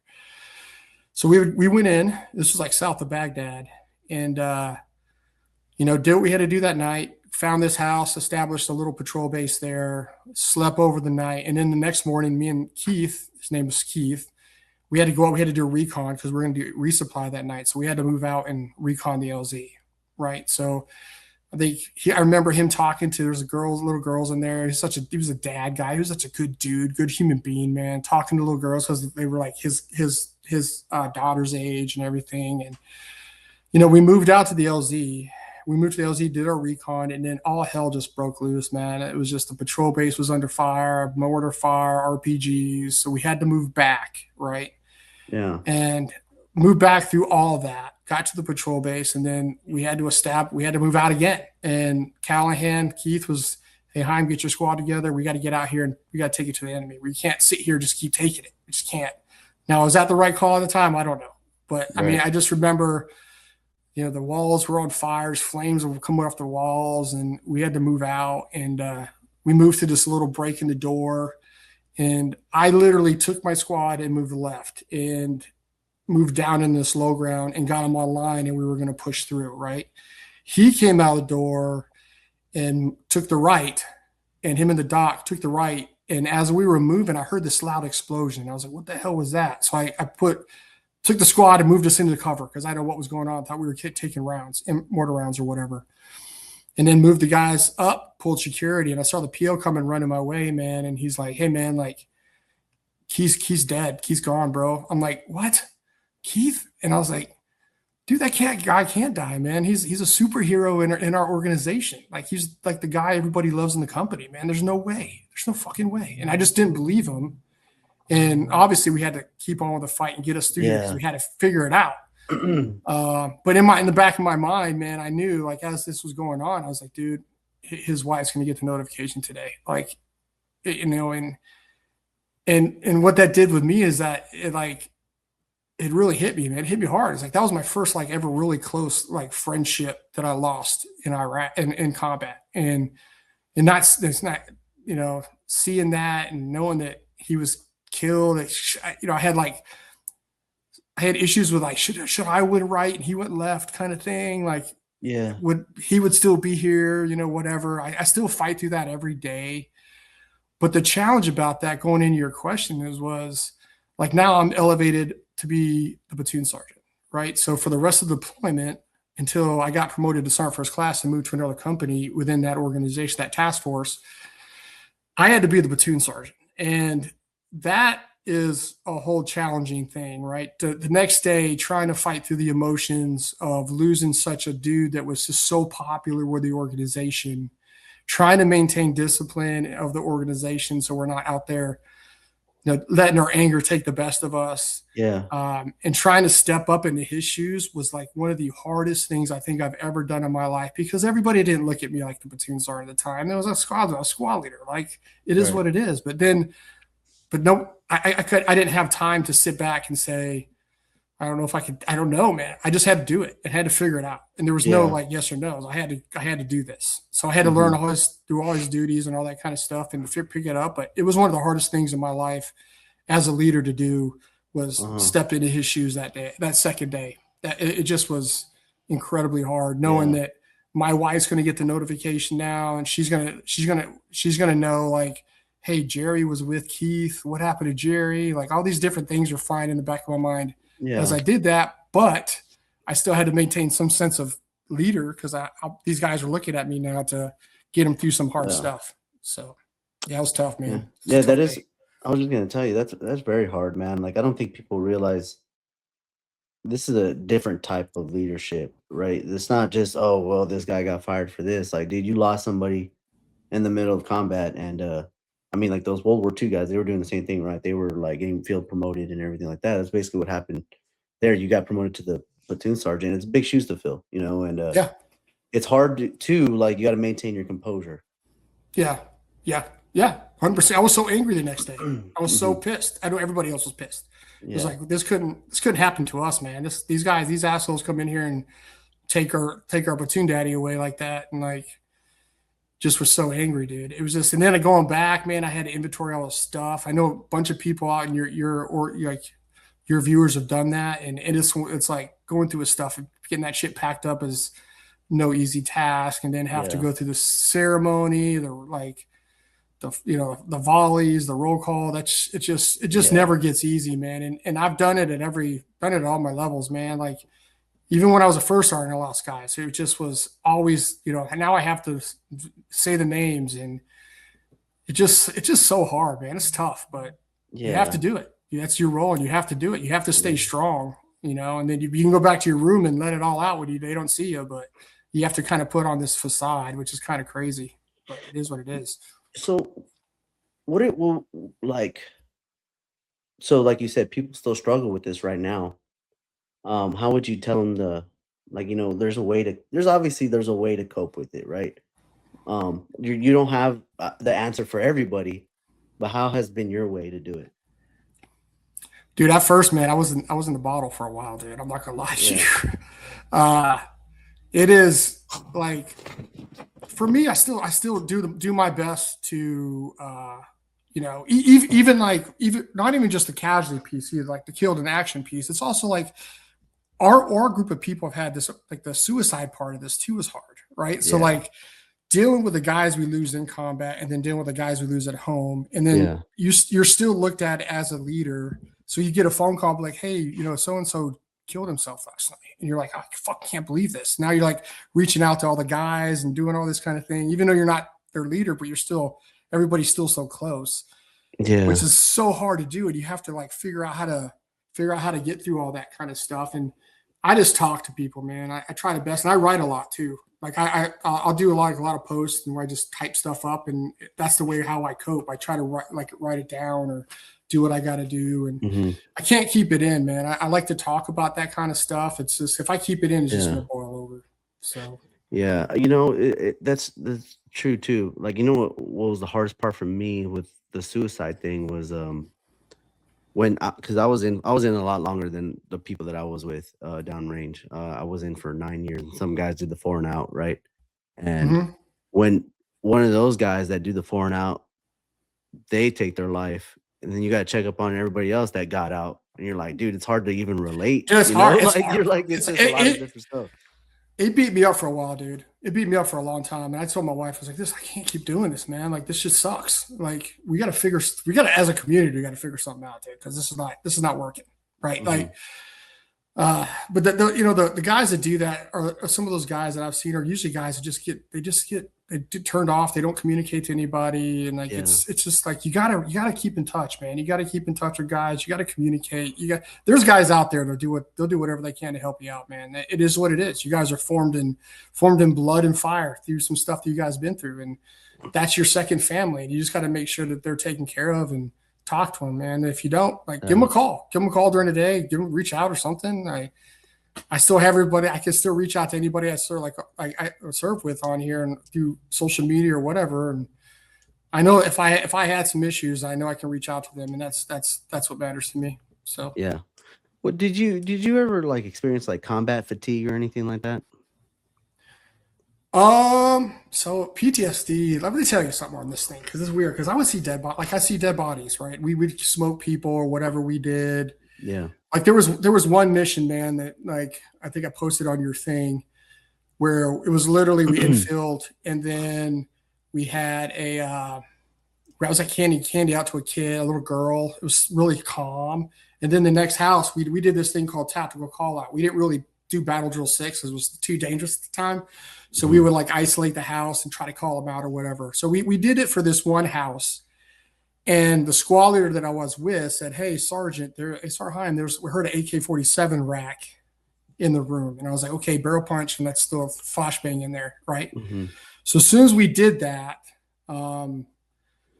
all hell broke loose. The guys start shooting out the windows. They had guys pinned under. There was hitting like in Iraq. A lot of the houses have these metal bars, and like sparks were flying everywhere. And I was the only guy in position that can fire back, but I was like hunched over trying to shoot through the fucking window, and I couldn't see anything because of the curtains. I could see the shadow, and I would engage through the window. It was literally, dude, like 2 feet. It had to be. So after that happened, I had to pull off because I had a command and control because I had the radio. So I pulled off to a position to overlook.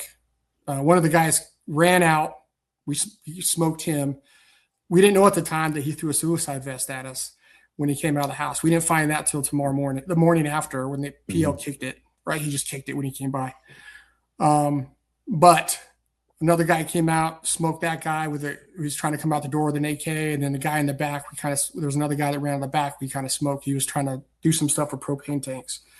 But going into your question, when I saw these guys laying there and how much I've seen at that point, I just like, dude, am I a cold-hearted bastard? Like, what?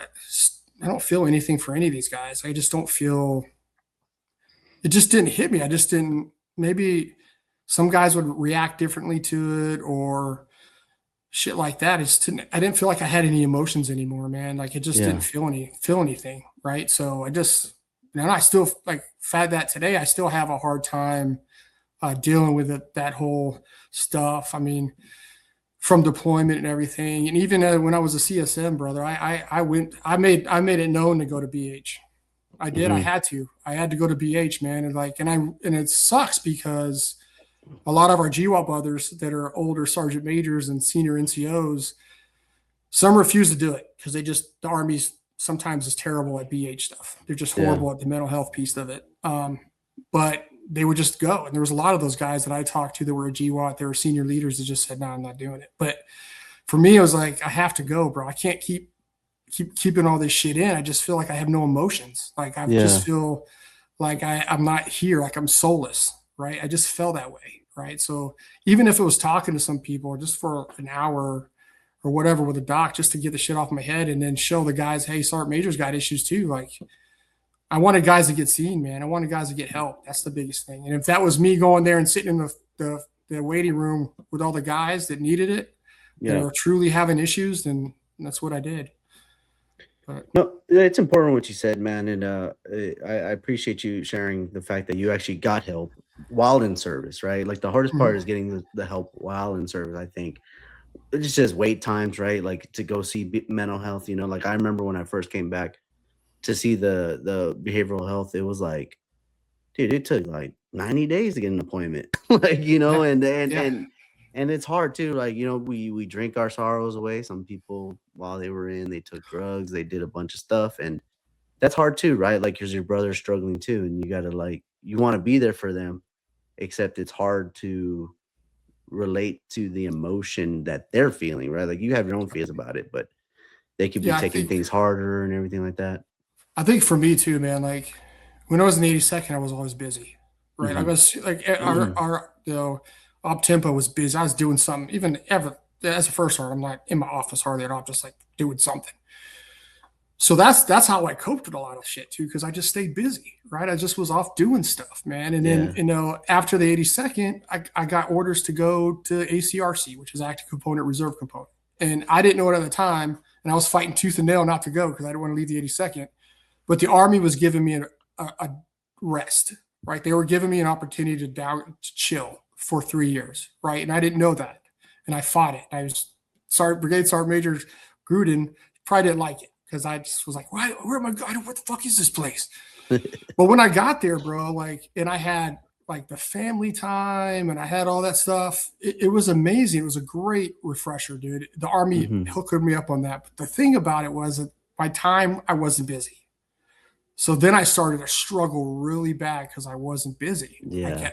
Everything started to get to me. I was like, holy shit, I got to do something, man. I can't do this. I mean, it's great, but not being able to put all that stuff aside and tuck it away was terrible. So I went to they said this was in Long Beach, California when I went to ACRC, right? So I went to a behavioral health and Air Force BH place, and they put me with a doctor. She was a young captain, I think. She could not relate to anything I was doing, right? Like it was just a horrible experience for me to do that. Yeah. So I kind of went into the slump again. And I didn't get help until I got back to the 10th Mountain Division as a CSM. So there was kind of a little gap in there, but I just couldn't find the right people to talk to because the Army didn't have the right doctor. Some of these doctors just don't know how to talk to the green suiters, man. They just don't know how to do it. They're smart and they have all the credentials, but talking to a young kid that's been in an IED or lost some of his buddies, they just can't relate to that. Yeah. That's true too. It's like even with the VA struggles, right? Like a lot of these therapists and psychiatrists, they were never even in the military, so even that is hard for them to relate to some people. Yeah. So when you get CSM, right, and you said you were at West Point, you were training cadets. So when was that? So after Long Beach, right, that was in 2013. So I did 3 years there. So then I got picked up to go to the Sergeant Major Academy. So I had to go to El Paso, Texas for a year. Yep.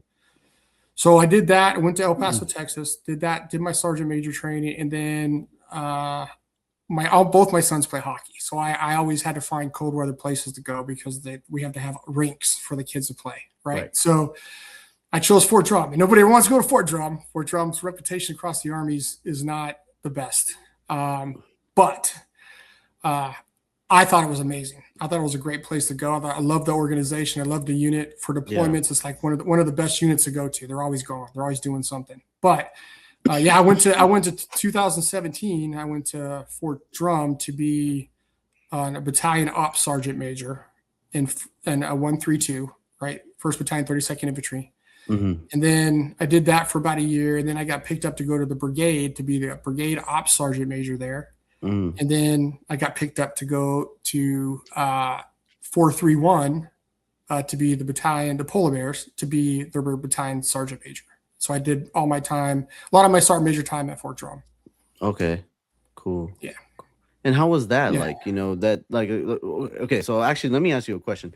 So in the Sergeant Major Academy, is it like, okay, so obviously you get like a degree and all that stuff out of it. Is it like a college course, or like, what is it like? I don't know if you can give me any insider information. No, well, you have your college classes you got to do. I mean, it's probably changed since I opted in, bro. So right. I was over there in 2017, so I was in class 67. So that they're like in class 77 or something right now. Right. Well, yeah, I mean, you had to do your military stuff in the morning, and then you had your class. You can do your civilian education at night. So it's pretty good, man. I mean, it's a good. I loved El Paso. I mean, I've never been stationed there, but I was only there for a year. Yeah. But I thought it was a cool. I loved it. Everything we even had hockey there for the kids. So yeah, it was like Texas is. It was a good post. I liked it. So yeah, that's where I started off at in El Paso. So yeah. It gets. Go ahead. It gets such a bad rap, though. I mean, I'm just never in the organization, but like the base itself has got everything you need. So, I think everything, man. I feel like every unit has like their own gripes, right? Like even you always get that. What do they call it? The newlywed high, right? So like you'll never get a unit that like your first unit. So then you're always comparing, and people are like, "This ain't the real army," and I'm like, "Dude, it's literally the same crap. We're still out here hurrying up and wait. We're still doing this, where it's just different environment, really, and different it was crazy, man, because that's the first time I got to look at the sergeant major world, right? So I'm not to say I was disappointed with some of our peers. Hey, man, I don't know if I was probably the best sergeant major ever either, but like it's just like some of the some insights of some of the things that you heard and you said and the things that they would do. You're like, dude, like these guys are doing private shit. You know what I'm saying? It's like they're gonna go be sergeant majors, right? Like, because they're all. I mean, it is what it is. But like I said before, we're all the same. We're just different levels of responsibility. But right, yeah, it was crazy, man. It's just I'm not to say I'm disappointed in it, but it was rough, dude. It's some of the guys that I saw. At the end of the day, human beings are gonna be a human being. It doesn't matter. Right, like it doesn't matter the level of responsibility or the rank they get. Yeah. Hey, so do they teach y'all like, hey, you gotta stay off the grass in our major academy? No. I've never been, dude. I've never been like each sergeant major has a gripe, right? Each sergeant major has their thing, right? Like I'm an iPro guy. I want my guys who were iPro, right? Just because on a mission one time I was jumping over a ditch in Iraq and foot just flew under me, and no iPro on. My nods just like first face on the ground. I just crushed my face with my nods, right?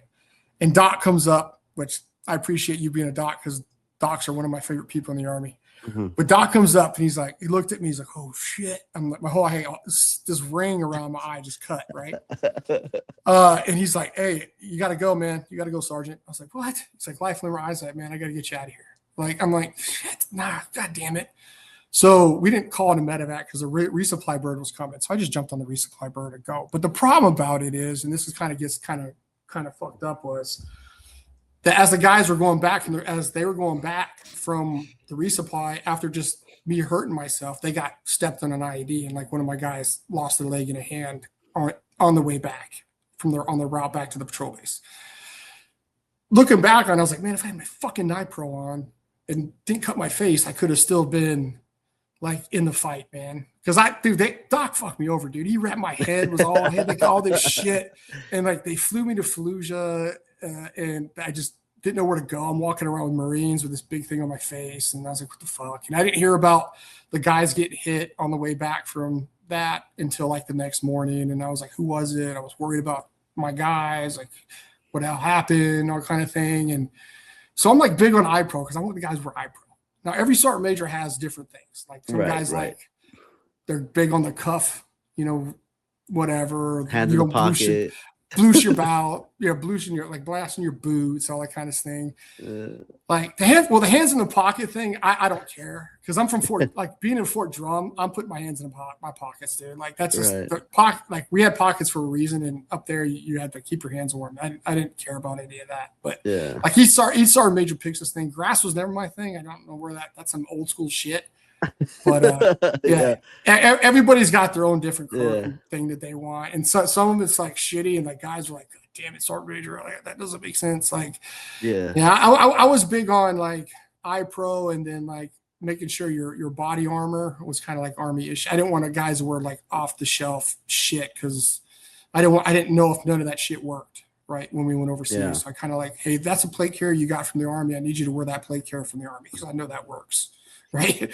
So this off the shelf shit you got from China, I don't know if that's going to work. So I can't let you wear that. So I wasn't too much of a stickler or anything else. It was just iPro and that the vest kind of shit. So I have so the whole West Point thing, right? Did you ever like interact with the cadets or anything like that? All the time, dude. All the time. So so you had a lot of combat experience, right? And then how are you training these future leaders, right? The officers, like. So West Point, I went to West Point because I had to go somewhere to retire, right? But that was different because I was on my end. So I didn't get a brigade sergeant major spot because I timed out. I was prior service, and I was getting ready to hit 29 years. So I had to have 3 years left to take a brigade position, right? And I just didn't have that time. I was getting out of the Army. I didn't want to stay longer to go do that, right? So West Point came up, and I chose to go to West Point. Now with West Point, it's an awesome place to work. I would tell you if you're a senior NCO out there and you want to go work somewhere, go to West Point because it's fulfilling as hell, right? Like one, they don't have a lot of NCOs, good NCOs, by the way. Not just they have NCOs, but they need good NCOs, right? They need guys that have operational experience. They need guys that've been out in the field. They need guys as platoon sergeants that done that. They need guys that be first sergeant. They need all that because the lack of NCOs at West Point is a detriment sometimes. They just need that. They need that. They have the TAC NCOs there. They each company, there's 36 companies in West Point, like there's one TAC NCO for each company, and then an officer, like they're paired together. But some companies don't have that just based on things that they have. So dude, it's rewarding, and it tell you, man. You get the inside look of what a cadet goes through at West Point. You look at West Point officers totally different because I had a different impression of West Pointers before I came. Like, even though I had, I've always been good at like I've never been the guy that put the PL in the corner kind of guy. I've always been the mentor NCO. I've had some really great officers from my platoon sergeant time all the way up to battalion CSM, right? I had a couple that were nerds, but that's just who they were. But seeing these young kids, man, with the academics, the D1 stuff, the club stuff they got to do, the drill, like you look at regular college kids, you're like, dude, like the amount of work these kids do, it's impressive. It's impressive, dude. It's impressive. And I think like now that we kind of took a hard look at like who we're going to send to West Point through the West Point Sergeant Major that I've had conversations with when I first got there in regards to changing. It used to be TAC. Now it's going to be a military instructor. So they're going to make it military instructor. So like it's more noticeable and everybody knows what that is because everybody knows what ROTC is. Everybody knows what a military instructor is. Nobody knows what a TAC NCO is in the Army. So they kind of rechanged that. So bring in better NCO talent to help mentor these young kids. And some of these West Pointers, man, they're willing and able. They just want to hear everything you got to say. Right. So, but it's a good place to work, dude. I'm not gonna lie. It's a lot of work though. It's a lot of work. I think that's good for them though. Like, like the tempo in the Army is very high. So, I mean, them doing a lot of stuff, you just kind of get it prepared already, especially when they start getting into like the S shop and everything like that. It's very genuine on them. Yeah. Well, they do when they're firsties. So that's what we call seniors. When they become firsties, they're fighting for their position, where they want to go. What's their MOS going to be, right? So if they want to go infantry and they find out you're infantry, they're going to come to your office to talk to you about infantry stuff, right? They're always looking for like that, you know, what is it like, man? What's how it is? And in the beginning, when I first got there, it was always like, bro, it's going to suck kind of thing. And it's not necessarily the case, right? Some good NCOs will mentor those guys. And I tried to do my best to mentor some of those good kids. I wasn't there that long, but it's crazy because in the end, when they find out what branch they're going, dude, it's like one of the coolest and funniest things you'll see. So it's also the saddest because some get the branch that they don't want, and they might sit in the chair for a while. I'm like, dude, like, what am I get? I wanted aviation. I got engineer. Like, yeah, dude, don't they all want aviation, right? Like, dude, yeah. Well, I mean, there's a group that wants to be doctors. You know, you got your hardcore infantry guys. You know, a lot of cyber. You know, stuff like that. They want to go do those technical jobs, but yeah, man, they get that, and then they find a branch, and then they know they're almost at the end of the tunnel, and it's a big relief when they graduate, and then they got to start all over, and then they're going to go into an organization with a platoon sergeant that's going to like put them through the test, and they're going to be how do they approach that? Because that's the question that I always got was like, hey, Sergeant Major, how do I build that relationship with a platoon sergeant just walking into the office, right? Like, so it's, and like I said, it's always about the buy-in, man. You got to go in there, and if you go in there as a young lieutenant and represent and be physically fit and tactically sound, and you know, do all that thing you got to do, you don't have to be, you know. Have you seen We Were Soldiers? Have you seen that movie? Yeah. Do you remember the part where the young lieutenant's like yelling at the guys when they're going to go, like whatever, and like he's screaming at the dudes that are doing a run, and then they look over and they see the one lieutenant's like checking feet and all that kind of stuff.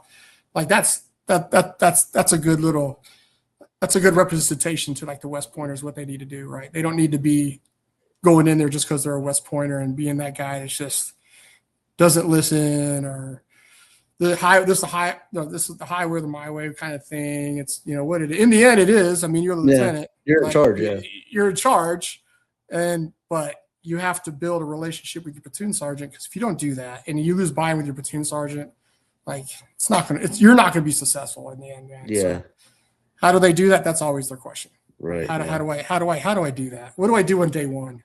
So. Yeah. I was blessed with every officer, like in my tenure, I would say have been amazing, and I don't know how it is nowadays or anything like that, but like I was, even when I first became like a section in COIC, it's different with me, right? Because I had to have captains instead of lieutenants, right? Because they're docs. So I went to when I was in the aviation, I was in charge of a clinic, and they were doctor. One was a doctor, the other one was a prior service infantry PA, and it was just like that was a challenge in itself because they're captains, they're not a second lieutenant.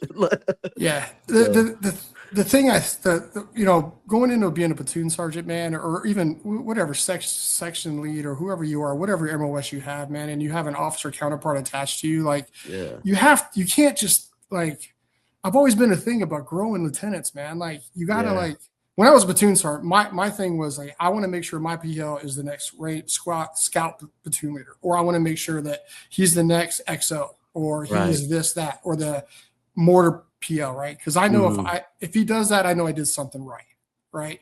Yeah.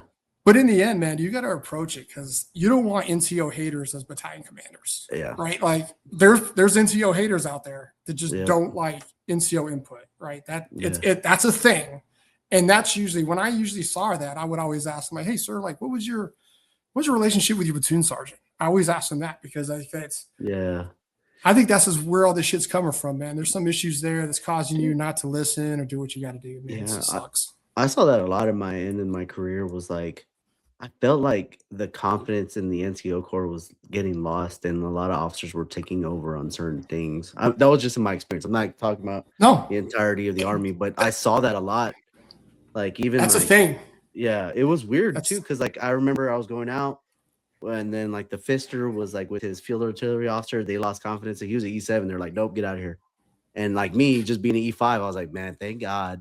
I'm like, people have confidence in me, man. Like, you know, I think that's an Army problem too, bro. Because I can only speak for the infantry, but like the infantry, it kills our NCOs, man. Like, you know, I sat on a couple boards before I got out, just promotion boards, and and not giving credit to kids that are doing 2 levels up positions, like not giving them like KD time for being a first sergeant for 24 months. Like they had to do that, right? There's no one else to fill it. And like, hey, you're the first sergeant, but the Army's like, hey, you're that doesn't count until you're actually a first. Like that's when the dudes get drained, and then they're like, guys, like, dude, I don't fuck all this. I'm not whatever. I'm so tired of this, man. Like, and then they're the guy that's not getting the input to the battalion, like the lieutenant or whatever.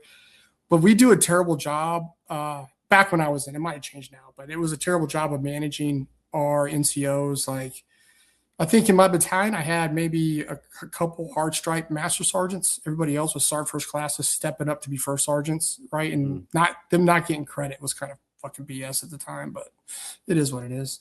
Yeah, I think it's a weird experience too, man. And like I said, I was blessed with great leaderships. Like when I was with the infantry and I moved over to the aviation, everything was easy. I thought in my mind, like I met my wife in the unit, so she was in the aviation too, and it's just like super easy. Even on my way out, when I got out, even though I feel so bad, I never got to tell him, Sergeant Cross, if you're out there, you didn't get the best of me. But he, like, I still got, like, I was still rated out of 8. I was number 2, and I'm like, dude, I was getting out. And I'm like, that's how bad it was. That's why I was like, oh, this is easy. But you're right, dude. I think it's just weird, like how your mentorship, it all depends on who you get to. Like, you know, you might get some crappy people, you might get some people that don't care, you know. It's real tough. Here's a story. Like it is like some guys just gotta, like, guys are so afraid to make mistakes too, right? They're so afraid to like make a decision. Make a decision. So like here's a crazy story. I was a platoon sergeant, 82nd, right? And me and the other platoons, I was at PJ, was the primary jump master for a jump, right? And we had the DV jump coming in. It was a DV bird. So like I had 5 paratroopers on each door, and the rest of the bird was full of like the new North Carolina representatives, like whoever, there was whatever. There was a bunch of important people in the back.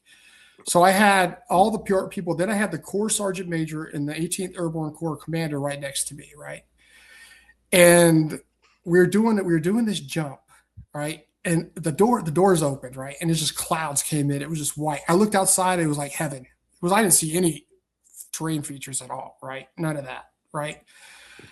And I'm like, I scratched the first pass. I was like, we're not, because I looked over. I see these kids looking at me like, oh my God, like they're just fear in their eyes. Right? Like, there's like, whatever. You know, and I'm like, there's only 5 dudes per jump, right? So I was like, I told the 18th Airborne Corps Sergeant Major, I was like, Sergeant Major, I'll do one more pass. So I'm canceling this one, right? So we do one more pass, right? And I was like, I can't put these guys out, man. I just, there's so much uncertainty. I don't know, like, I can't do that, right? So I canceled the whole DV jump for the 82nd Airborne Division. So I made that call. It's a lot of money. Yeah. So, but in the end, to this day, I'm proud of that call I made. Right. The 18th Airborne Corps guy, Sergeant Major, gave me a coin. He said, "Great job, Jump Master. Good job." Right. And I'm like, dude, I think I did something right. I think I did something right here. And then I get back to my battalion headquarters, and my first sergeant comes up to me and goes, "Hey, Sergeant Major wants to see you." I'm like, what? Battalion Sergeant Major. Battalion Sergeant Major. He's like, you got to go see the Battalion Sergeant Major. I won't mention his name because he wasn't very good. But like, I go in the office and he's locking me up. Like, he's locking me and the other jump master up. He's like, "I'm going to decertify you guys. When the Air Force says jump, you jump." And I'm like, in my mind, I'm like, jump master school tells me that's not true. I control the door. I'm control the aircraft. I make the decisions. And he's like, "I'm going to decertify." I probably got one of the worst attitudes I ever had in my entire military career. So I left out of there with my head down a little bit. Lucky there was a sergeant major there, Sergeant Major Love. He's in Korea. He's a Korea sergeant major. He just retired, but best. He was my first sergeant. Yeah, I saw him as a platoon sergeant. I kind of grew up with him. He pulled me over to be a first sergeant in the battalion in the 82nd when he was a battalion CSM. He pulled me aside and said, "You did the right thing, Jump Master. You did the right thing." And to me, I'm like, from hearing it from him, really, really, like, it made me say, hey, I made the right decision, dude. Even decision is very hard to make and is very challenging, and it might not be liked by a lot of people, but I made the decision. In the end, I was taking care of my guys, taking care of my paratroopers and doing what's right for them, not what's right for some other people, right? And some people just can't do that. They're gonna put the jumpers out the door and pray for the best at all. right? They're just Yeah. pushing them out. They don't care because they have to do it. And they're not thinking outside the box, or they're not thinking on what's going to happen or stuff like that. So I made that decision today, and I still wouldn't change a thing, even though the ash chewing I got was pretty intense and just stupid at the time. And but it was just crazy, dude. I just couldn't believe it, So at the when you came to the end of the career, right? 30 years is not a short time. Like how were you? Like when did it hit you? Like, hey, I'm waking up and I'm not in the military anymore. It still hits me now, dude. I'm still like that. Yeah. Still like, so I've been very, very fortunate, brother, to work in an organization in the government that I work with a lot of not military dudes, right? So like a lot of old school AWG and stuff like that, guys. So I'm kind of like in that same climate. So I'm kind of like that relationship and all the military talk and all the things is still there. But if I didn't have that, I don't know. I would probably be struggling worse, man, because I'm still going through things right now. And I'm not perfect, not perfect guy at all. Never told everybody I was never been the perfect dude. It is what it is. I have my faults too, but like it still hits me today. I'm still like, I wake up every morning and be like, hey man, I have control of what I want to do today. Like I said, the hobbies thing, I can do what I want. Like I'm not under the military's like umbrella anymore. Like that's what just gives me the most. And sometimes it's just hard because I still battle. I battle with depression. My last year of getting out, I was real like depressed, man. I've been sitting on the couch, not doing shit, gained like 30 some pounds. Just didn't understand what to do, didn't where I was going to go, man. It just was hard, dude. And I'm still going through it today, but it's luckily I'm in an organization that is like-minded, or it'd be harder than what I'm going through right now. So it's not an easy transition, bro. Even getting out of the Army, even as a sergeant major, you think we know everything. I had no idea. I didn't know what was going on. I didn't know how to do SFL tap. I didn't know how to do any of that stuff, dude. Like, what are we doing? Everybody was speaking a foreign language to me. So could only understand a young guy that's going through that process. Yeah. What's some advice you would give like a young soldier that's in right now and they want to go the distance? Like, what would you tell them? Well, so I always tell like do what you can now. Do what you can control. My son gets in, and sometimes I'm like, hey son, man, like you can only control what you can control. Yeah, absolutely. If you have 4 guys, you can control those 4 guys, right? For me, when I was in the Marines, man, I got caught up in the worst crowd of dudes. And I started listening to a lot of the guys that just hated the service, I hated the military, and I made the wrong decision, right? I shouldn't have did that. I should have stayed in the Marines. But this is your path. It's nobody else's path, dude. If you like the military, you don't have to hide that you like the military. Yeah. Do what you got. A lot of guys hide that because they're around guys that don't like the military. Everybody in the group's like, fuck this, man, I don't like it. There's that one kid that's like, I kind of like this stuff. What's wrong with it? But it's your path, man. You figure it out yourself. Everybody's different. Just do what you can. Well, if you serve 4, if you serve 30, right? Do the best you can, the best of your ability. That's all I can tell you, man. I mean, stay motivated sometimes, man. It's hard. It's hard times. It's gonna be challenged. But if there's a prize that you're looking for, go for it, dude. Go for it. Get what you can out of the military. I always tell the guys, it's like, hey, don't let the Army use you. You got to use the Army, right? Like, if you let the Army use you, you're just gonna be burnt out. You're not gonna be able to do what you got to do. You're not gonna know where you're gonna go. Exactly. Utilize the Army. Use the Army. There's a lot of things that the Army has to offer that you could use, man. So that's how I said, that's a good point, because like the Army is going to use you, and when you can get that moment on them, you got to get the moment on them, right? Yeah. Like, you just have milk out the things you got to do to get where you got to go, man. If you want to do stuff in the civilian world, do what you can for college while you're in. Do what you got to do. All those things to get ahead, man. Like, use the Army before you don't have the Army anymore, and you don't have the things that you had in the Army to make yourself successful as your civilian world, man. Because like the education piece is big. Utilize it, dude. If you don't, I mean, it is what it is. But there's things that you're always going to get out of the Army that you think is not going to it'll translate in the civilian world, man. Your discipline, all your timeliness, all that stuff that you're going to get, your personal discipline, like it's all there. You all got that from the military. Even if you stay in 4 years, you'll have it. So Right. that's something good coming out of it, you know. So Okay, so you said you're struggling during your transition period. Like there's guys that got out way longer past before you, and still struggling. What would you tell them right now?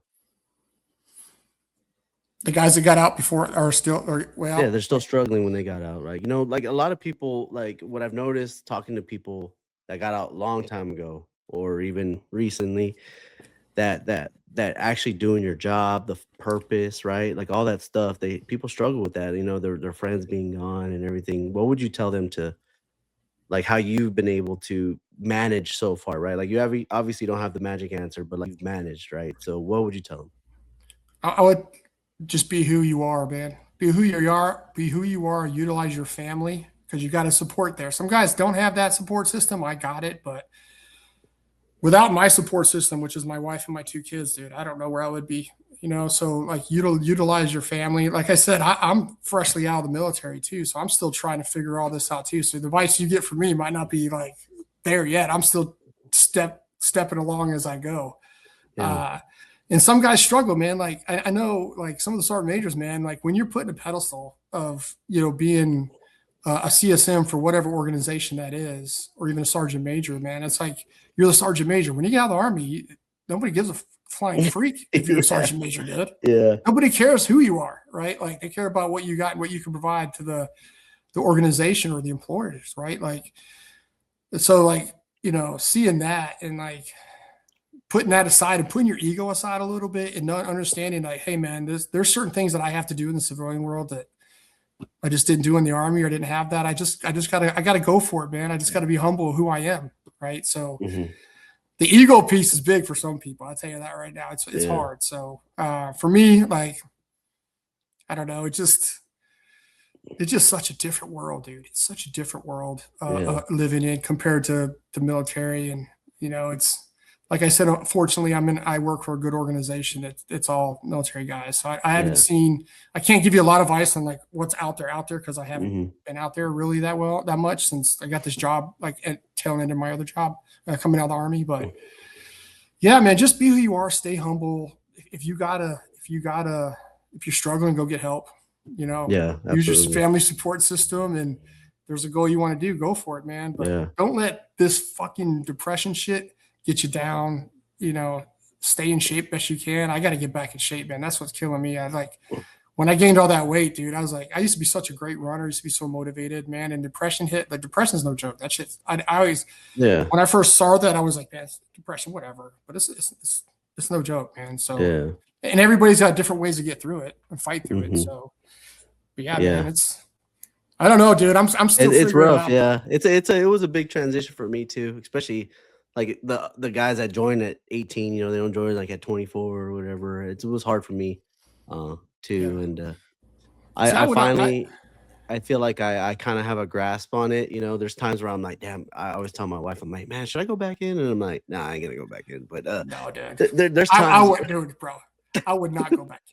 There's no way in hell I'd go back in after. I mean, the thing about the civilian world is like, I would tell you, man, is opportunity, dude. There's like so much opportunity out here. And then job market is whatever it is. But if you want to do whatever you want to do, you could do whatever you want to do. Yeah. Right? Just go for it, man. Like that's the thing about being a civilian. And that's why I'm struggling. I could do whatever I want to do. Like if I didn't want to live here, I live in Florida right now. So like I could go somewhere else. I can do whatever I want to do. So the opportunities just for me is amazing. And that's what makes me excited about being out of the military. Like I can go to take these vacations with my wife if I want to now. There's things that I can do that I didn't have the freedom under the army to do, right? Especially being a leader, because sometimes you think, oh, sergeant major is not doing when the guys are at home, sergeant major and first sergeants and stuff are probably still at work. So my time of like family time is limited. So I appreciate that now that I have it. So all right, what it is, man. Give me some father advice. Father advice? Yeah, father advice. For all the dads out there. All the dads? Yeah, like, Ah, so like, give shit. me some dad advice, man. Some father advice. How many kids you have? Oh, I got one kid. Oh, I have a daughter. So like, dude, there's I, a bunch of my friends, dude. They struggle with being a parent, man. Like, the war kind of took over their life, and they struggle. oh And yeah. Oh, I'm always so yeah, telling people that's. like, hey, some dad advice, man. I would tell you, man. Like when I was in the military, I'm gonna say I was the perfect dad, bro. Like my wife would tell me all the time, like, "Hey, dude, like these aren't your soldiers, man.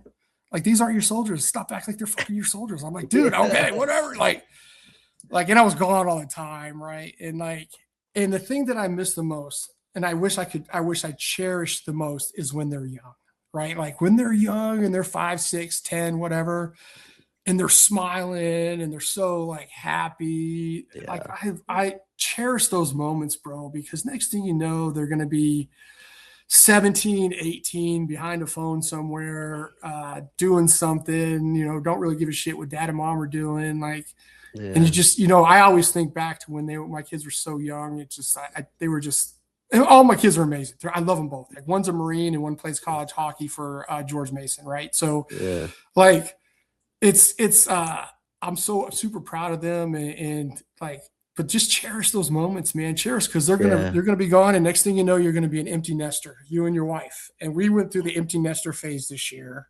Let me tell you, that was rough, right? It's like my wife, I love her, she's great, she's a great woman, but she's super strong. Yeah. Obviously because she's had to take care of the kids half my time being gone, but like just being empty nesters again, looking on the couch and looking over your wife and like, man, it's just us. Like, just cherish the moments, dude. That's all I could recommend. Yeah. All right. Last question is husband advice. Husband advice. Yeah. So let's say again, you know, do the extra things that you need to do, man. Like spend extra time with her, communicate with her more. Like things that I never did, man. Like communication, I struggled with my wife. Talk to her, take that extra time to sit down and watch a movie with her, right?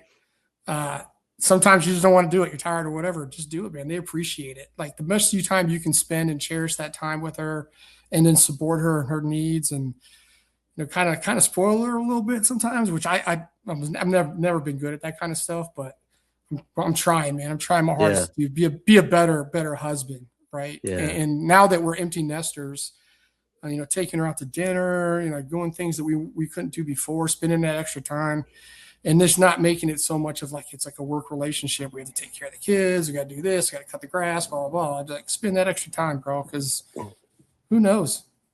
So Yeah, absolutely, man. Well, man, we're coming up to the end of the podcast, dude. Do you have any questions for me or anything like that? no, man. Look, I don't know how I did on this. This was my first podcast ever, brother. I've That was never great, like dude. I was nervous last night trying to think through all this stuff, and I enjoy talking to guys like us, and just sitting down and bullshitting. It's the coolest thing in the world, man. And then I think Yeah. stuff like this is a big factor to help us heal a little bit. And I think that's what like your podcast is something that's going to bring a lot of guys together. And I know like you're getting bigger and bigger with more people as this goes along. And and what you're doing and your intent to do is amazing, and keeping everybody connected. And even guys, I didn't know you for anything until about a couple hours ago. Right. Right. So, and I think we'll keep in touch more and more as we go through Yeah. here, and and hopefully I can get some officers on here for you. But Yeah. like I said, I want to thank you guys. I want to thank the community that's out there that's been on this show, and I'm proud of all you guys that's been on this show. I've seen some of your stories, and it's truly amazing. Keep doing what you're doing. You guys are great Americans. And to the guys that I served with out there, like I love you all. It's been an amazing ride, and I'm proud of you. And you know what? If you ever need anything, that's everybody in this organization. Just reach out, give me a ring. Yeah. I know, reach out, give Doc a ring. If you're struggling, please talk and communicate. That's the biggest deal. So. Hey, the journey's not over, man, and we're here for each other, dude. If nobody else is gonna do it, we got to do it. Yeah, that's correct, right? And yeah, this isn't a shot at the SF guys, but I do like the fact, and like I said before, Doc, that you got the normal folk on here that are talking, and GWOT wasn't just fought with SF and Delta and Green Berets. It was fought with a lot of us. Knuckle draggers that it did things that was hard and stayed out in the patrol bases for 14 to 15 months under some of the worst conditions known, man, and had to fight every day and did what we had to do. And that's the biggest thing, and that makes me so proud, man. So, Doc, I appreciate it. I know you got to get back and spend some time with the family, but thank you for giving me 2 hours of your day to sit here and talk. Like, I hope it works out. I don't know if, like I said, it's my first podcast ever, but let me know if you need anything else, brother. Yeah, no. Jerry Heim, ladies and gentlemen. Thank you so much for watching this episode. If you already made it this far, go ahead and hit that subscription button or follow if you're on Spotify. Share this content. Once again, hit us up on all major socials. I'm always looking for guests. Thank you so much for checking it out. We drop a new episode every Wednesday. And with that, we'll catch you on the next episode.